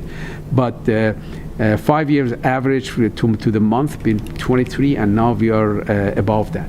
And I'm going to tell you exactly why we are above that. Tree trimming, the 5 year average been 33, but we are still below, but still that number is on the rise. And this is the focus of our attention. That's what we're going to do and how we're going to strategize moving forward. The wildlife, the 5 years average been 28, and this year so far we are 16. So I started going over the numbers and going back to the trouble reports and see what is the common denominator to all of these problems. And interestingly enough, the common denominator, they all go back to the trees. Yep. Because the animals, when the trees, they're growing toward the energized part of the system or equipment, any apparatus, they create a path. So they can jump and make the jump. It's easier for the squirrel to jump when there is a tree limb that it's getting very close to the transformer, and then you go. Even though the cause is mentioned as animal, but really the root cause been the tree, because the trees have been cut back enough, and we haven't been able to do as we would like to do normally. So it was interesting for me. So as the next slide, could you please go? Okay, you see that big pipe chart is telling you exactly what the major problems be with all of those three categories: equipment, trees, and wildlife. The common denominator to all of those are trees. If you could show that video a little bit, I wanted you to focus that. Oh yeah. You're gonna see that the tree is practically touching the wires. And look what it does to it. Yeah. Just watch this for a little while, and now you're going to see that the fault, the arc is coming down to the ground. You see that? Now, that is what we're trying to avoid, because God forbid, if somebody's leaning against that, or his dog is walking, near that tree, you could expect that, you could see that, what is going to happen. So it's very dangerous, and that's why tree trimming, it's important for the reliability of the system and for the safety. Yes. Yes, sure. Nobody's criticizing Right. the Right. No, I know. I'm not. I'm just giving facts. I just want people to see that we care about the environment. We care about the trees, and we have. That's a message that we passed on to our tree services contractors, that be respectful, and they are respectful. But there's some people that they might be thinking that oh, why are you cutting these trees? You're being so harsh. It looks bad, and we just trying to keep them away from the energized equipment, because once something blows up, and Bob probably knows better, you've experienced that, you've seen that too. I mean, $35,000 switch, all of a sudden it's blown and it's damaged, and now that's From a money. squirrel. It's costing the ratepayers. From a squirrel from the tree. That's right, jumping, from so that is The basically. video wasn't from the district here. No, it's not, it wasn't from this district. This actually, I cut this video from overseas. So Overseas, okay, that's good. right. It's not the United States, but I just wanted to see the people to see the picture that well, even though it doesn't look like it's touching the wires, but in reality it is, and that's what actually that line that you see, those overhead lines, these are 60 kilovolts voltage, 6 kV, 60 kV. We don't have 60 kV in the United States. The highest distribution voltage is 35 kV. So, and we don't have, we have 35 kV lines over here, but it's feeding the substation. So basically that's the message that I want to say with it. Now, let's talk about the equipment failure, which been 32%, that accounts for 32% of the failures up to now, from January to now.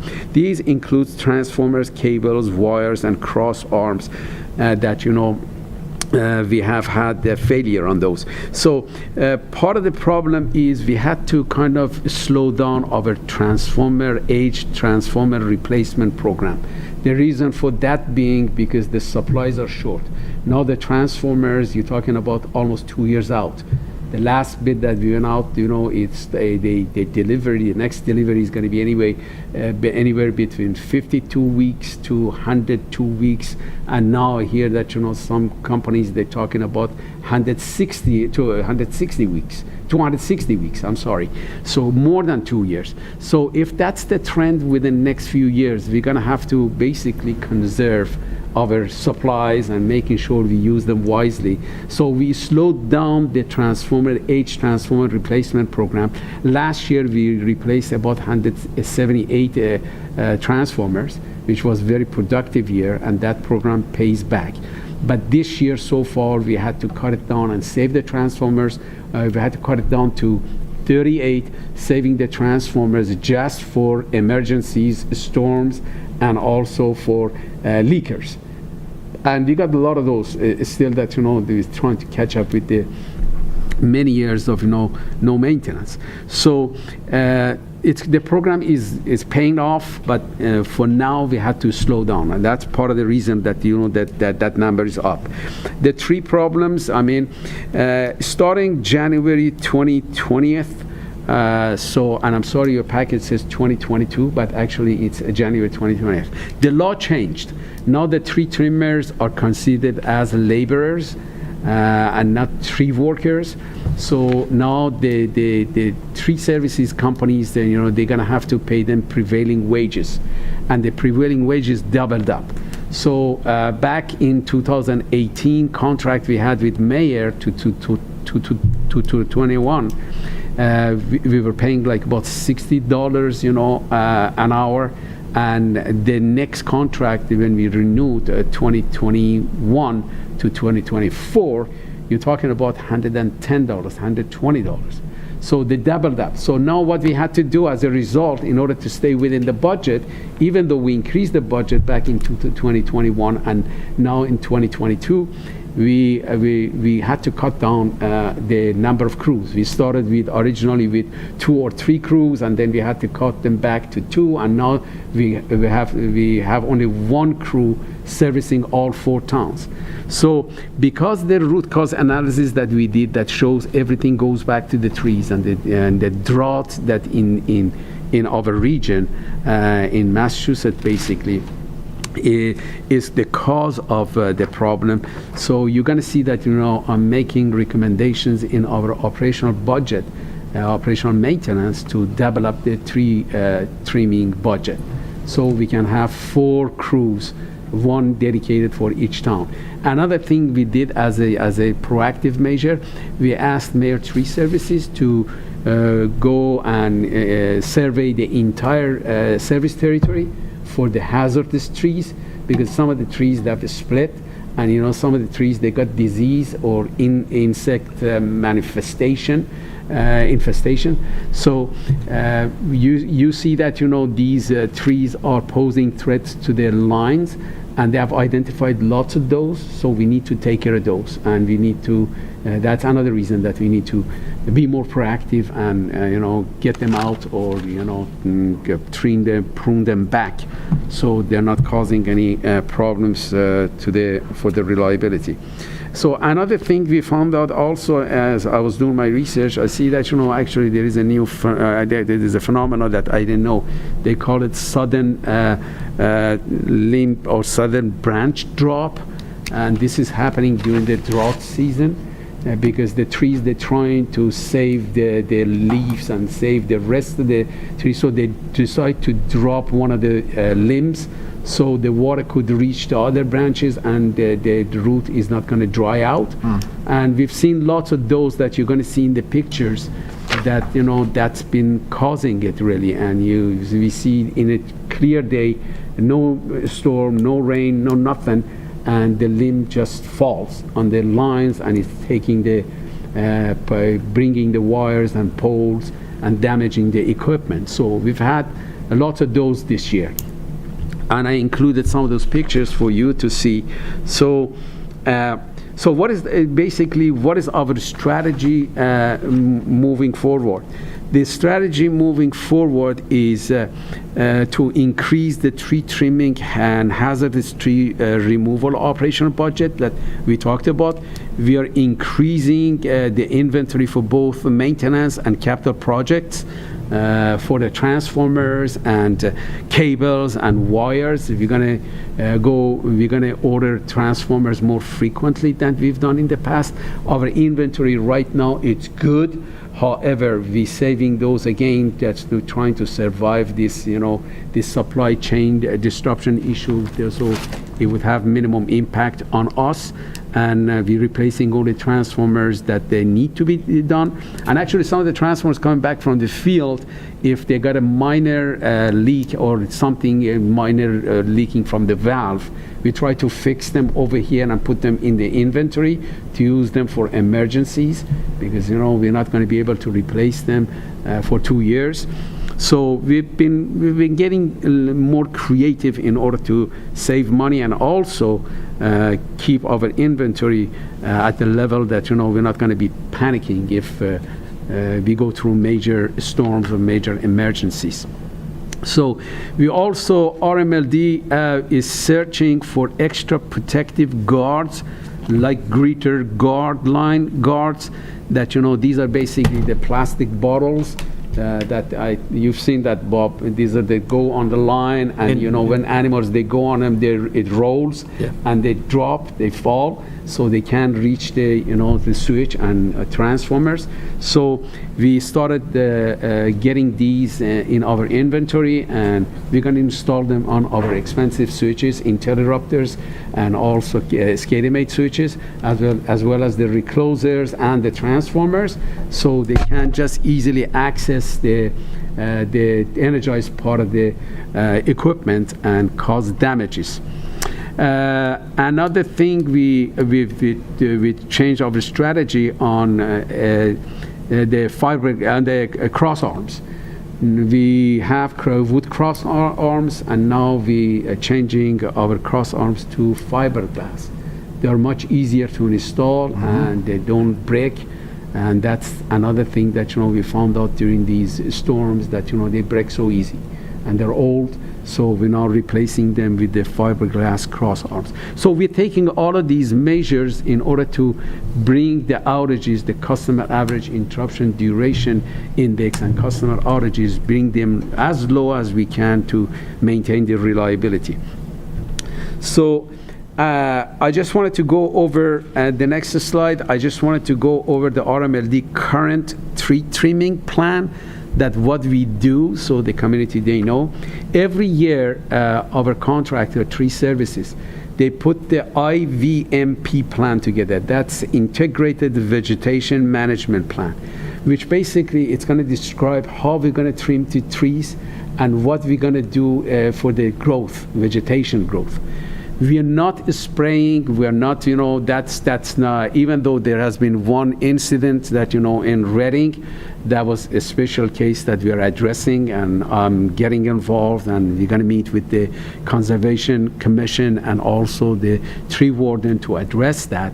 That was a very special case. For the past 8 years that I've been here, we have not used any, they have not used any spraying, and they're using the mechanical method in order to manage the vegetations. So we took that completely out of all of the IVMPs for all the communities. So all the communities they have signed, we're meeting with the town of Reading within the next 2 weeks in order to address those issues, and making sure the tree warden and also the Conservation Commission, they're happy with the result. By all means, Then I talked to Chuck this morning, and it was a very productive conversation. And we said we're going to be meeting with them. Actually, I invited them to come over here because I want them to see our SCADA system and also outage management system and what we do. So it's something good for them to see. So we're gonna talk about that in details. But to cut a long story short, we care about the trees, the environment, because they keep the environment cleaner for us. And also at the same time, we care about the public safety and also employee safety. So if we are trimming back the trees, we're not trying to kill them. We're trying to save them and save the safety in the interest of the safety of the public and also our employees when they trying to maintain the lines. So that's it, basically. That shows our method of tree trimming and what the plans are. Every year, we're presenting that plan just to make sure everybody's on the same page. And tree trimmers, basically, they're following the guidelines of the IVMP, and they provide the report to us. And as I said, they're going through the communities now. They're almost done with it, to identify the hazardous trees and list them. And then once the budget is approved, they're going to go out there and they're going to start with cooperation and collaboration with the tree wardens and the conservation commissions. They're going to go ahead and get the permits if necessary, and we're going to prune them, or we're going to remove the hazardous trees that they're diseased or they're infested. Yes. So I understand if the tree is clearly on your property, then it's your responsibility to pay to have it trimmed if it's interfering with the lines? If it's approaching the street and approaching line, we just trim back that portion. You will come out and do that? That's right. Okay. But what if it's your sidewalk tree and you are responsible for that tree? sidewalk trees, they're town trees, basically. Okay. On the other You side, know, that's what we do. That's the stuff that, we take care Okay. of. But the private property trees, we don't prune them, unless if the branches are approaching our energized equipment. We're just going to cut back enough so they don't. But we don't get into private properties. Sure. And most people, they thinking that, this is my tree. Actually, the property lines, maybe 10 feet, 5 to 10 feet inside properties. This is still the town's, owned, the town's right, basically. And if we trim the tree back or a limb, it is still basically considered that the town's. Yep. Thank you. Right. Yes. One yes, quick sir. question. I know, what's your maintenance schedule for feeder patrol? Is everything looked at like once every year, 2 years, 3 years? Because Massachusetts grow zone is more like Long Island now. and trees are growing faster, 2 to 3 feet more per year, and we were in a 5-year cycle, Yeah. that 5-year cycle now is to be at least a 4-year cycle for tree trimming, you actually have to increase your tree trimming because of the climate that we're in. Trees are growing You're more. going to see that in the 2023 budget. Yeah, actually, Yeah, that's yeah, what it is. We started with, 4 years, now we are 3-year cycle, but Yeah. again, we don't have enough resources. That's why we need Yeah, to to keep increase up. the budget. Yeah. So, It's just growth. yeah, that's But right. We cut grow- everything down, it's easier. Yeah, yeah. Oh my God. That's right. Yeah, yeah. That's different equipment. Yeah, that's a different comment, right? That's a different town, put it this way. But no, we are basically, it's on a 3-year cycle. But our method of tree trimming is also the main street, the main drag. It's the priority number 1, and then the second priority would be the side streets. Yeah. So, because we want to make sure that, our main lines are clear, that's what we need during the storm for restoring services. We need to make sure the main line is clear. Thank you very much. So that's it. Thank you so much for that. It just shows you some of the, problems that we've had. You see that these trees that, in Landfill, North Reading, and Reading, the areas that, we've had, the drought, that's what's done to that. And in one case, it was the insect actually that got into the tree and destroyed the limb, and the limb came down. And there's no way that you can identify those until when they break away and you see that, oh, well, there's nothing left to this tree. So, and the next slide. So I just put those pictures as a reference so you could Thanks. see what's been going on. Any other discussion on tree trimming before we move on to Hamid's procurement requests report? Yes. Okay, all right. So first up, we have the electric vehicle charging station, Okay. RFO.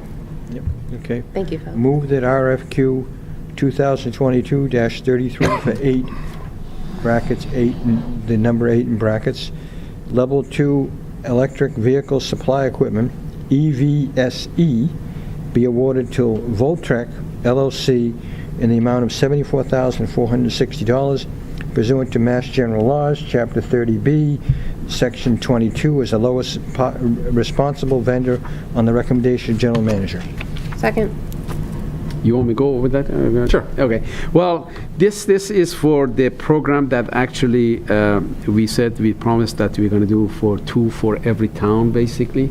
So we're purchasing the charging. It's a level 2 charging, and we're purchasing 8 of those so we can install those at every community, 2 per community, 2 for every town. So we sent a bid out to a number of vendors, and we received 2 quotes back from the companies Voltrek and the Voltrek LLC and Verdec. So the lowest responsive bidder for this case was Voltrek for the amount of $74,460. And that's what this is for. Okay. What was the other one? What was the other one? The other one was, how much was that? Let me see.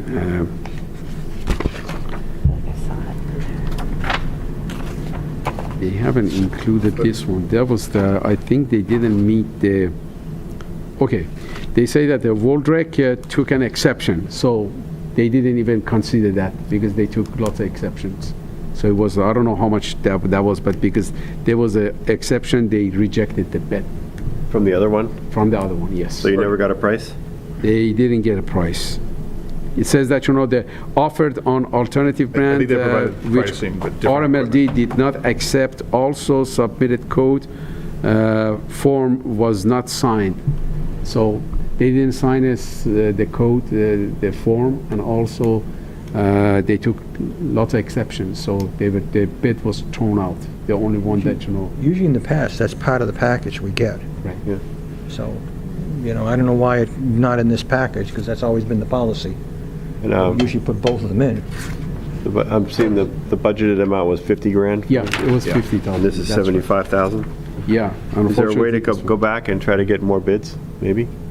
I mean, there's not more than one company making these, right? I wouldn't waste your time on Wouldn't? $75,000, 25 grand. Supply chain, I wouldn't That's- even. Yeah, so two things. One is, when it says it's 25, so that was that was level 2 chargers. We had $700,000 in the budget, so we're not, the categorization is different, but the budgeted dollars are there in terms of the EV charger. So we have an EV charger category. So there's not a budget over issue. Okay. And then I think the second bigger issue is, one of the things that we tried to do, what Verdeck was trying to, what they were doing to do is offer a different brand and model. Yeah. And what we're trying to do, I'll say standardized, but we've got almost 40 charge point level 2 chargers. So from a maintenance perspective, we want to standardize on those. And then the other one, that EVSE on the back page, that second one, that is the ones, and these two are for 2 sites in Linfield. And these are the ones where it mounts 10 feet, or 12 feet above, and the cable comes down, similar to what we put at the Wilmington Town Library and the Wilmington Town Hall. So we're trying to focus on these 2 types of equipment, So this is the charge point one, like the ones at the library? just like the ones we have. Yeah. Yeah, and the EVSEs are like the ones we have in Wilmington. Pole mount. Pole mount, exactly right, pole Pole mounts. mounted one, Yeah. right. And So of those- the 8, 6 are going to North Reading and 2 to Linfield? So 3 are going to Linfield, Okay. right? And then the other 5 are going to North Reading. And we've worked, so a year ago, there was kind of no interest, and now there's a lot of, like, can you get them in this year? Yeah. It's fine, yeah, it's just the way, and we had a budget for all 4 towns that had been rolling through for, I don't know, 3 or 4 years, prior to the 2 years that I've been here. Just never got anything started. So I think once last year, when we first got these in Reading and Wilmington, and we learned a lot about how to do the siting and do the proper licensing. I mean, we learned a lot in that process. So Gilbert, so the town manager at North Reading is, so he's anxious. He actually wants to do more than this, so we're going to start with these. And then the DPW and gentleman at Linfield is anxious to get these in 2 schools, and then the town hall. The town hall's doing an upgrade as well. So the school ones are the ones that are pole-mounted ones, just given the configuration and the way they off to the side, and it made sense to do the pole-mounted ones at the Do they schools. say they're anxious to get them because it drives up some business? People So park 2 and of do them- business so, there? So none of these are commercial. They're all town-owned property on all these. So 4 of them are school-related, and then the other 2 are town hall. Oh, So we're actually looking in Linfield to do, there's a couple of spots in Linfield that we're looking at, but that'll be a 2024 event. These are like sites are ready to go. Can you please put them in here? And we're trying to move quickly. In Linfield, you're working with Peabody, which has got the other half of Linfield? It's a bottom quarter. Yeah. So what's the question behind the question? The question was, are you working with Peabody, who has the other half of Linfield? So the locations, the town hall and the 2 schools are all within our territory, so there's no coordination with Peabody. So we know the Peabody guys really well, and we work well with them, but these 2 projects are in our territory. okay. Yeah. Karen? Just a quick update. Yeah. I kind of agree with you, like, it's accelerated, it's awesome. The police station is applying 2 hybrid vehicles. Yes. So I think one of our budgeted charges will end up needing to go somewhere near there. Yes. And I just wanted to ask, no pressure, so the rapid charger, which I've been experimenting with my. Yeah, DC fast. So I understand that we need those fast chargers. Yes. If you're gonna go anywhere. Is there a delay at the library one? Is that supply chain related? Yeah, it was more associated with the grant, so that first one for the library was a grant, and the first pass of the grant, the equipment that they originally had said would be okay, then they disqualified, so we had to go resubmit. It was the state was trying to redo their paperwork. And now we've got supply chain issues, so realistically, and then we have to go through a bid process because it's more than $50,000, even though it's covered by a grant, because we have to write the initial check and they get reimbursed, we've got to run through the proper purchasing, it's over $50,000 it'll all get reimbursed. Anyways, bottom line, it'll be Q1. Yeah. Okay, thank you, Madam Chair. I appreciate that. But the DC fast, so there's definitely a role for DC fast chargers, especially in the public sector. And so the other thing that Hamid and I are working through with the engineering teams as we think about the network upgrades is thinking about where we'll put DC fast chargers in versus level 2s. Again, they're not going to, there will not be chargers at every parking space, but there will be, specific locations. So one of the things that we're trying to think through right now as we think about network upgrades in all the towns, and then Commissioner Pacino, as we've mentioned before, the super regional MLP concept, we'll get into that. It won't hit the charger right now, but that goes into some of the transmission projects that we're starting to work on. But anyways, we're trying to define the network to handle the DC fast, because by definition, the DC fast are 150 kW, where an L2 is 50 kW. And so it's significant. And if you guys are buying the Hummer, it is, I think it's 250 kW. So, and the benefit is you get a faster charge, but, it'll one of them on the network, not necessarily a challenge, but you get a whole neighborhood that, Mrs. Jones and, all the way down the street, everybody's got a Hummer, and they're all charging at the same time. Now we're stressing transformers. But that's part of the process, and that's how we're thinking Right. about it, so. All right, Thank you. we're moving along. Got to vote on this now. Okay. Oh, yes, please. Did we second it? I don't know. It was, I Yeah, think it was it's seconded already. Seconded. right? Okay, all those in favor? Just one comment. Yes. There's a name in here, ChargePoint. I own ChargePoint publicly traded stock, so I'm going to abstain. Okay. Okay. All those in favor? It's Talbot, aye. Marlena Beta, aye. Ms. Pacino abstains. Okay. Motion carries. So our next procurement request Yep, is you ready? substation transformer testing and repairs. Okay, move to authorize the interim general manager to award a contract for IFB 2022-39 substation transformer testing and repairs to the lowest responsible and eligible bidder pursuant to Mass General Laws, Chapter 30, Section 39M, and provided that the total price does not exceed $610,000. I'll second that. Yeah. Do you want me to explain? Please. Yeah, sure.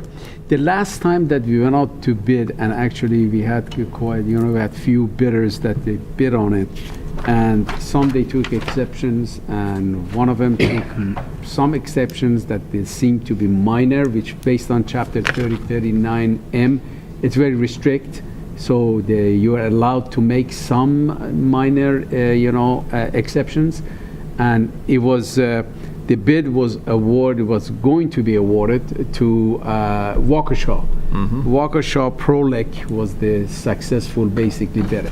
Once we started getting into contract and finalizing contract, we saw that those that we thought they were minor, actually they became major, because they took more exceptions, and the interpretation of their exceptions was different than ours. So in order to come out clean, so we rejected all the bids, and we said we're going to go out to bid again. Now, another major development since the last bid. One of the transformers at the Station 5, this is the older substation that we're trying to build, the new substation in North Wilmington.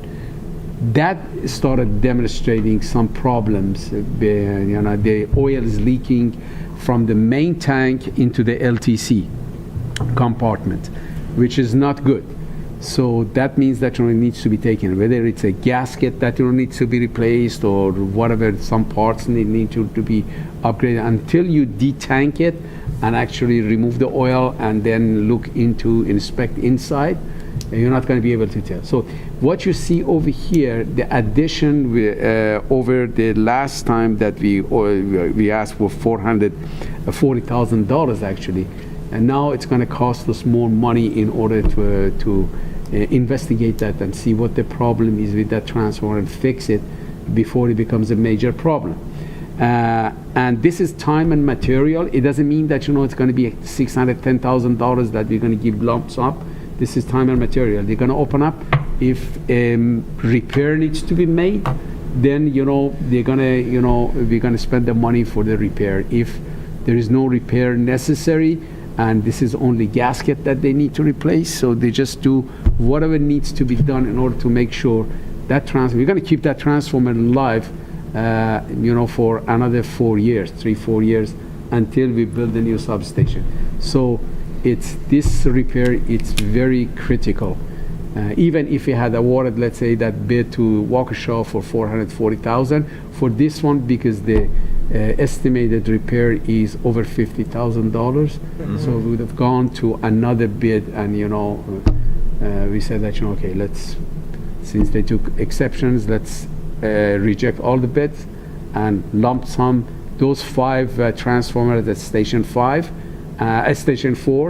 plus the 1 transformer at station 5, make it total 6, and have them to come and repair. At the same time, they're gonna filter out the oil and take the moisture out of the oil also, which is one of the causes of transformer failures for the substation. Any discussion? I'm gonna look to Bob on this big one, but no? No, you gotta do it. right. You gotta do what you gotta do. So all Why the- not getting any oil, it'll explode, that's right. basically. That's what I was looking to hear from you. So oil and water don't mix. But not with electricity involved, no. The worst fires are the transformer fires. Marlena Right? Beta, aye. Talbot, aye. They make Passes that 4-0. tree look good. Thank you, Hamid. So the Thank you, good news is, appreciate it. I think we're about halfway through the meeting, so, or maybe that's the bad news, I don't know. 7th inning stretch, huh? Okay, report of the General Manager Search Committee from D. Talbot And Bob as well. and Bob as well. Thank you. Yeah, I'll go at it. So we initially started with a pool of 30 applicants. The pool was vetted. It was dropped down to 15 by the search subcommittee, composed of 2 commissioners and 1 person from the cab. And out of the 15, again, that group was dropped down to 5. And the interviews for those 5 people are in process. They should be ending next week. And at that point, we will have a recommendation for the full board of moving forward or potentially looking for some more candidates. But as of right now, we are in process and should be through the 5 by next week. Do you have, so when you mentioned looking for more candidates, but do you have an end date when you would stop? I wouldn't say there's an end date. It's more that we have more interviews to do. Right. So it depends how those go. I mean, whether we then decide we have, say, 3 that for example, that we would want to Right. come in for the public interviews. So it depends on the outcome of the interviews already scheduled. The only thing I would add to what Bob said is the minutes. We've had a couple meetings and we approved the minutes, so those meeting minutes are available. Just going through what Bob said and what our process has been, where it was advertised. It's been advertised on the main public power. That's the APPA, which is the Nationwide Public Power Association, and other places. It is widely, the listing has been seen. I know we saw at the NEPA conference, just conversation in the hallway, everybody's seen it. So all the community in the state knows about, Yes. and so they know. So we don't feel there's a lack of awareness of the opening. So one of the discussions earlier in the year was, do you hire a consultant like the town did for the town manager? And we looked at that, and we actually had interviews with that consultant and 2 others who operate on a different model where they take 1/3 of the salary, as a fee, as opposed to Bernie Lynch, who would be $15,000. And we actually interviewed all 3. So we actually are prepared that if needed, we're ready to recommend. We voted to this effect. Yes. That if we determine need, we might come and recommend. If we did, it would be Bernie Lynch. We've said that in public session. However, at this time, I think the consensus on the board is that the committee is that we probably don't need to go through that step of hiring anybody. I mean, based on what we've seen. Right. We'll be bringing 3 candidates out at the end of this that's the- entire process to be publicly interviewed. Yeah, so we don't see, and I think, So, Yep. So, any questions? No, I think you're on the right track. I mean, that's No, pretty I much kind of appreciate what we the did time from you guys before. are- With the previous general managers committee, the only thing bad we had is we had some of the people actually dropped out before they even got to the interview. Oh, really? Yeah, so, we'll see. Yeah. thank you. Thanks. Is that it? Yeah. Yep. Okay. Okay. So our interim general manager's training and travel budget, it came up recently. We have a motion. Okay. Would you read it? Yeah, move that the Board of Commissioners approve travel-related expenses not to exceed $600 a week and to be allocated from the existing budget for Gregory Phipps as interim general manager and director of integrated resources to cover a total hotel, I assume the word cost should be in there, if he determines it's necessary to stay local for business purposes. Second? All those in favor? Aye. Aye. Ms. Messina's going to vote present here. Oh, Okay. what? Vote present. Okay. I don't think this should be a contract item. Why don't you I'm just vote voting against it? present. Well, we already It have a passes training and then. travel Yeah. budget It- that it- far exceeds what this could possibly actually come to, so it's, I mean, if it's during a storm. This was John that's always Stempeck's been the idea. policy, you know, yes, but, right now, this is carte blanche. I think, That's why I disagree with it. okay. should we talk about the history of where this came from? No? I have no idea where this came from. Well- We've never done it before. I think we just voted, though. Yeah. Yeah, we already voted, so I Yeah. guess it's a moot point, So, right? moot point. Yeah, We thought it was fair, Well, and the chair did not call for discussion. should we I'll move to reconsider so we can have the discussion. How about that? Okay. You want to? I'll second. Okay. So, do we vote to reconsider? Just so that we can have the discussion that is wanted? yep, move to reconsider. Vote in Fine. favor. Yep. Move to Favor reconsider? that. Okay, so now, Okay, so again, it's just, this is open-ended at this point. It's something that's never been done in the past. If there's a storm, yes, there's always been the policy. They can stay during a storm, because you want to have your people on, and include the manager on, but it's never been done before. This motion is wide open at this point. It's a carte blanche. He could, right now you're saying every week he could, it could be for $600. And it basically would, in the past, this has always been part of a contract, just like the car. Okay? This is unusual circumstance because we have him doing two jobs, Well, I don't- interim, and John Stempeck, who's been around a long time too, thought that we should at least alleviate a little bit of the time that requires. Not that Greg has asked for anything, but it would be a good faith if he's working long hours, Well, that's all. and you just mentioned that it was recommended, because John's not here, obviously. Yes. But just to clarify that he proposed. I would have no problem if there was Yes. some sort of restrictions on this, but right now, this is wide open. As I There's no understood it, the restriction was that when we choose a general manager, this would end. away. So it does have a, There's no restriction on this. Closing. Greg tomorrow, and no offense, Greg, okay? No offense. Greg tomorrow can go out and stay here every week for $600 a week. So, Right now, should it be it's wide hotel, open. I mean, it's not really travel, maybe it should be clarified to say that it's for hotel, up to 2 nights of a hotel? Yeah, if Not there's to some sort of exceed? restriction like that, yeah. Okay. I would agree with that. I think John's intention is 600. Right. A hotel is 250. Right. There it is. So there's Right? 2 There's nights 2 right nights. there. Just, I don't think we need to get into the details of it. Right. I think a monetary limit is fair. Goes to an expense report, that's all. Yeah, exactly. There's an expense stuff. report which we would review, Yep. right? So I don't think there's any, No need to change it? no need to change it from a monetary point of view. Yeah. I was only saying the hotel expenses rather than travel related, that's all. I would Same- just say same travel related is the same, because it's meals and You can stay whatever. at my house. Yeah.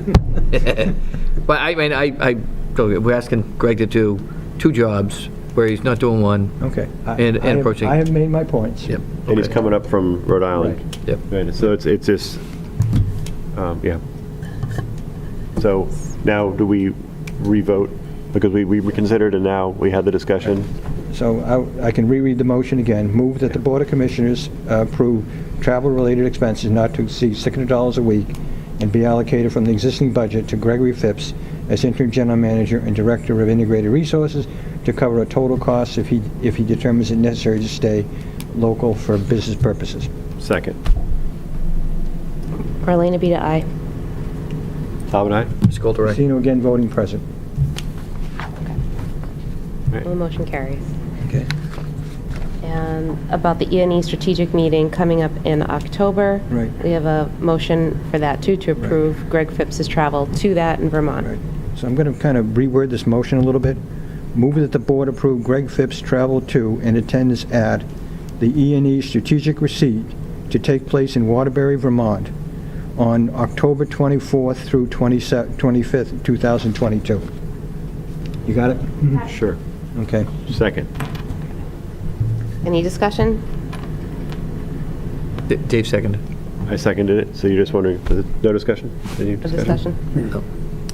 That's good. Okay, then all those in favor? Aye. Marlena Beta, aye. We'll expect a full Coulter, aye. report back. Yep. Okay. Yep. Similar to what you got from 4-0. Yeah. Thank you. Yep. Oh, on that note, if I may, so one of the things that I will put into the package for the October session are suggestions of strategic initiatives or strategic things that we would like E&E to pursue on behalf of RMLD. So I'll get that to you ahead of time so you guys can think about that, and we'll leave some time to discuss those or make any additions to it at the October meeting, the October BOC meeting, and I can then take those to the strategy meeting at E&E, and that, I think that's consistent with what you talked about. So that's part of the sequence here, so it's not just me going, I want to actually, the request from the last meeting was if there are suggestions and ideas that the individual MLPs would like, that we should try and incorporate them at this meeting. Yeah, just one more point on the $600, Greg. You realize this is a fringe benefit and you'll be paying tax on it. My understanding, Phil, that it would be a expense associated with work, and it would be an expense budget, not I a, suggest you get that in writing somewhere. well, that's why we put it through the expense budget. The expense budget, I thought was Well, already... I'll check with my tax guy, but that's part of the reason why We we already did. voted on that anyway. Yeah. It's up to him and his tax return. And since you're mentioning the October meeting, I want to tell you guys that it's going to be budget focused, right? Yes, it'll be budget focused, Okay. primarily budget focused. Primarily, Yeah. yeah. Okay, so those future dates are Thursday, October 20th, and continue on November 17th, December 22nd, January 19th, 23, February 16th, 23, March 16th, 23, all at 7:30. Those are Thursdays in this room. Seems Yes, Bob? I'm struggling with some Thursdays. I'm getting a conflict with Thursdays. Is it possible that we shift some of these to a Wednesday? Maybe the November 16th and December 22nd is school vacation week during that week. So that we might So- want to think about moving that one to the 14th. I agree with. Okay, yeah, I agree with that. That makes sense, because the 22nd is the week of Christmas anyway. But November 16th is a Wednesday, and December 14th is 22 minus 8. Okay, also a Wednesday. And then potentially February 15th on a Wednesday. I'll make them all Wednesday. No, I'm not. I think Thursday works for a lot of people. I just got to move some things around on Thursdays. That's fine, because all. we'd rather 100% attendance and participation. Yeah. So Absolutely. I'm fine with that. You guys think that works for you now? As of Sounds good to today? me. Okay. Phil? Did you get all those? Yeah, I'm good with that. All I'm good right. any dates. Erica, you got those? I wrote them down if you want to talk later about that. And also, I had a thought. I can't remember if last year we did the budget meeting combined with the CAB, although Yeah. the CAB needs to vote first. I think what we decided last year is we would get some sort of presentation in advance, because I found that last year I actually attended the CAB when the presentation was made, and I got so much more out of that and so much time to think about it in the meantime. So the budget really needs to be 2 meetings, just to be one. I think we decided to do that last year. We should start at 6 Yes. on those nights. Yeah, I mean, 6 is I mean, we're going like, Yeah, you're used to this lateness. I'm, I know. I know we do the cab ahead of time, but it's, So we for gotta- Thursday, October been, 20th, we want to start at 6 because that's the budget night? Yeah, that's fine. Yeah, as long as we confirm with, Well, we have a budget review meeting scheduled for the 13th of October, Oh, you do? yes. So can we meet that night? And then the 20th, we can actually approve you say October 3rd. 13th, yes, 13th. yes, in Linfield, presumably. Great. Yeah, I would suggest that maybe we make that 13th a joint meeting. Yeah, Yeah. and that way you You can can, make it great. And it's in Linfield. Well, right now, the meeting for the 13th, I was asked to, it's on a rotating basis. asked Yes. to- I'm more than happy to go to Instead of Linfield. Okay. We could do that. It's 6 o'clock, Thursday, October 13th. What time is the 13th meeting? We have it down for 6 to 8 o'clock. From 6, 6 p.m. to okay. 8 p.m. That's fine. Okay. And then the 20th is at 6? Okay, That's fine. so we move some things. Some coordination. And the joint meeting, can I move on to the select board joint meeting? Yeah. Okay, so that is scheduled for next week, but didn't I see on something else, we moved that to October 6th? No. No. Is October 6th a 3-hour truck thing? Yeah, that. Yeah, it's the, Is it like Open touch a out? truck? so the 6th is 3 hours, so 6 to, or 7 to 9, or 7 to 10. It's part of the economic development. We're hosting basically the town of Reading, invite neighbors to talk about potential uses of this land. It was done a couple of years ago, and we're going to do it again. That's on the 6th of October. All right. That's run by Erin. Yeah, so, yeah, and that's, and the town, so we're the physical host, and they're running the show, so to speak.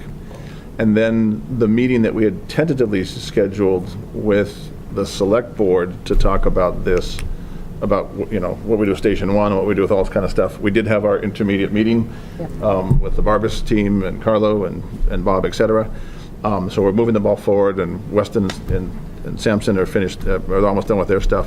What Fidel and I agreed to do, because of the budget stuff, is take a November meeting and do an update on the joint development opportunity.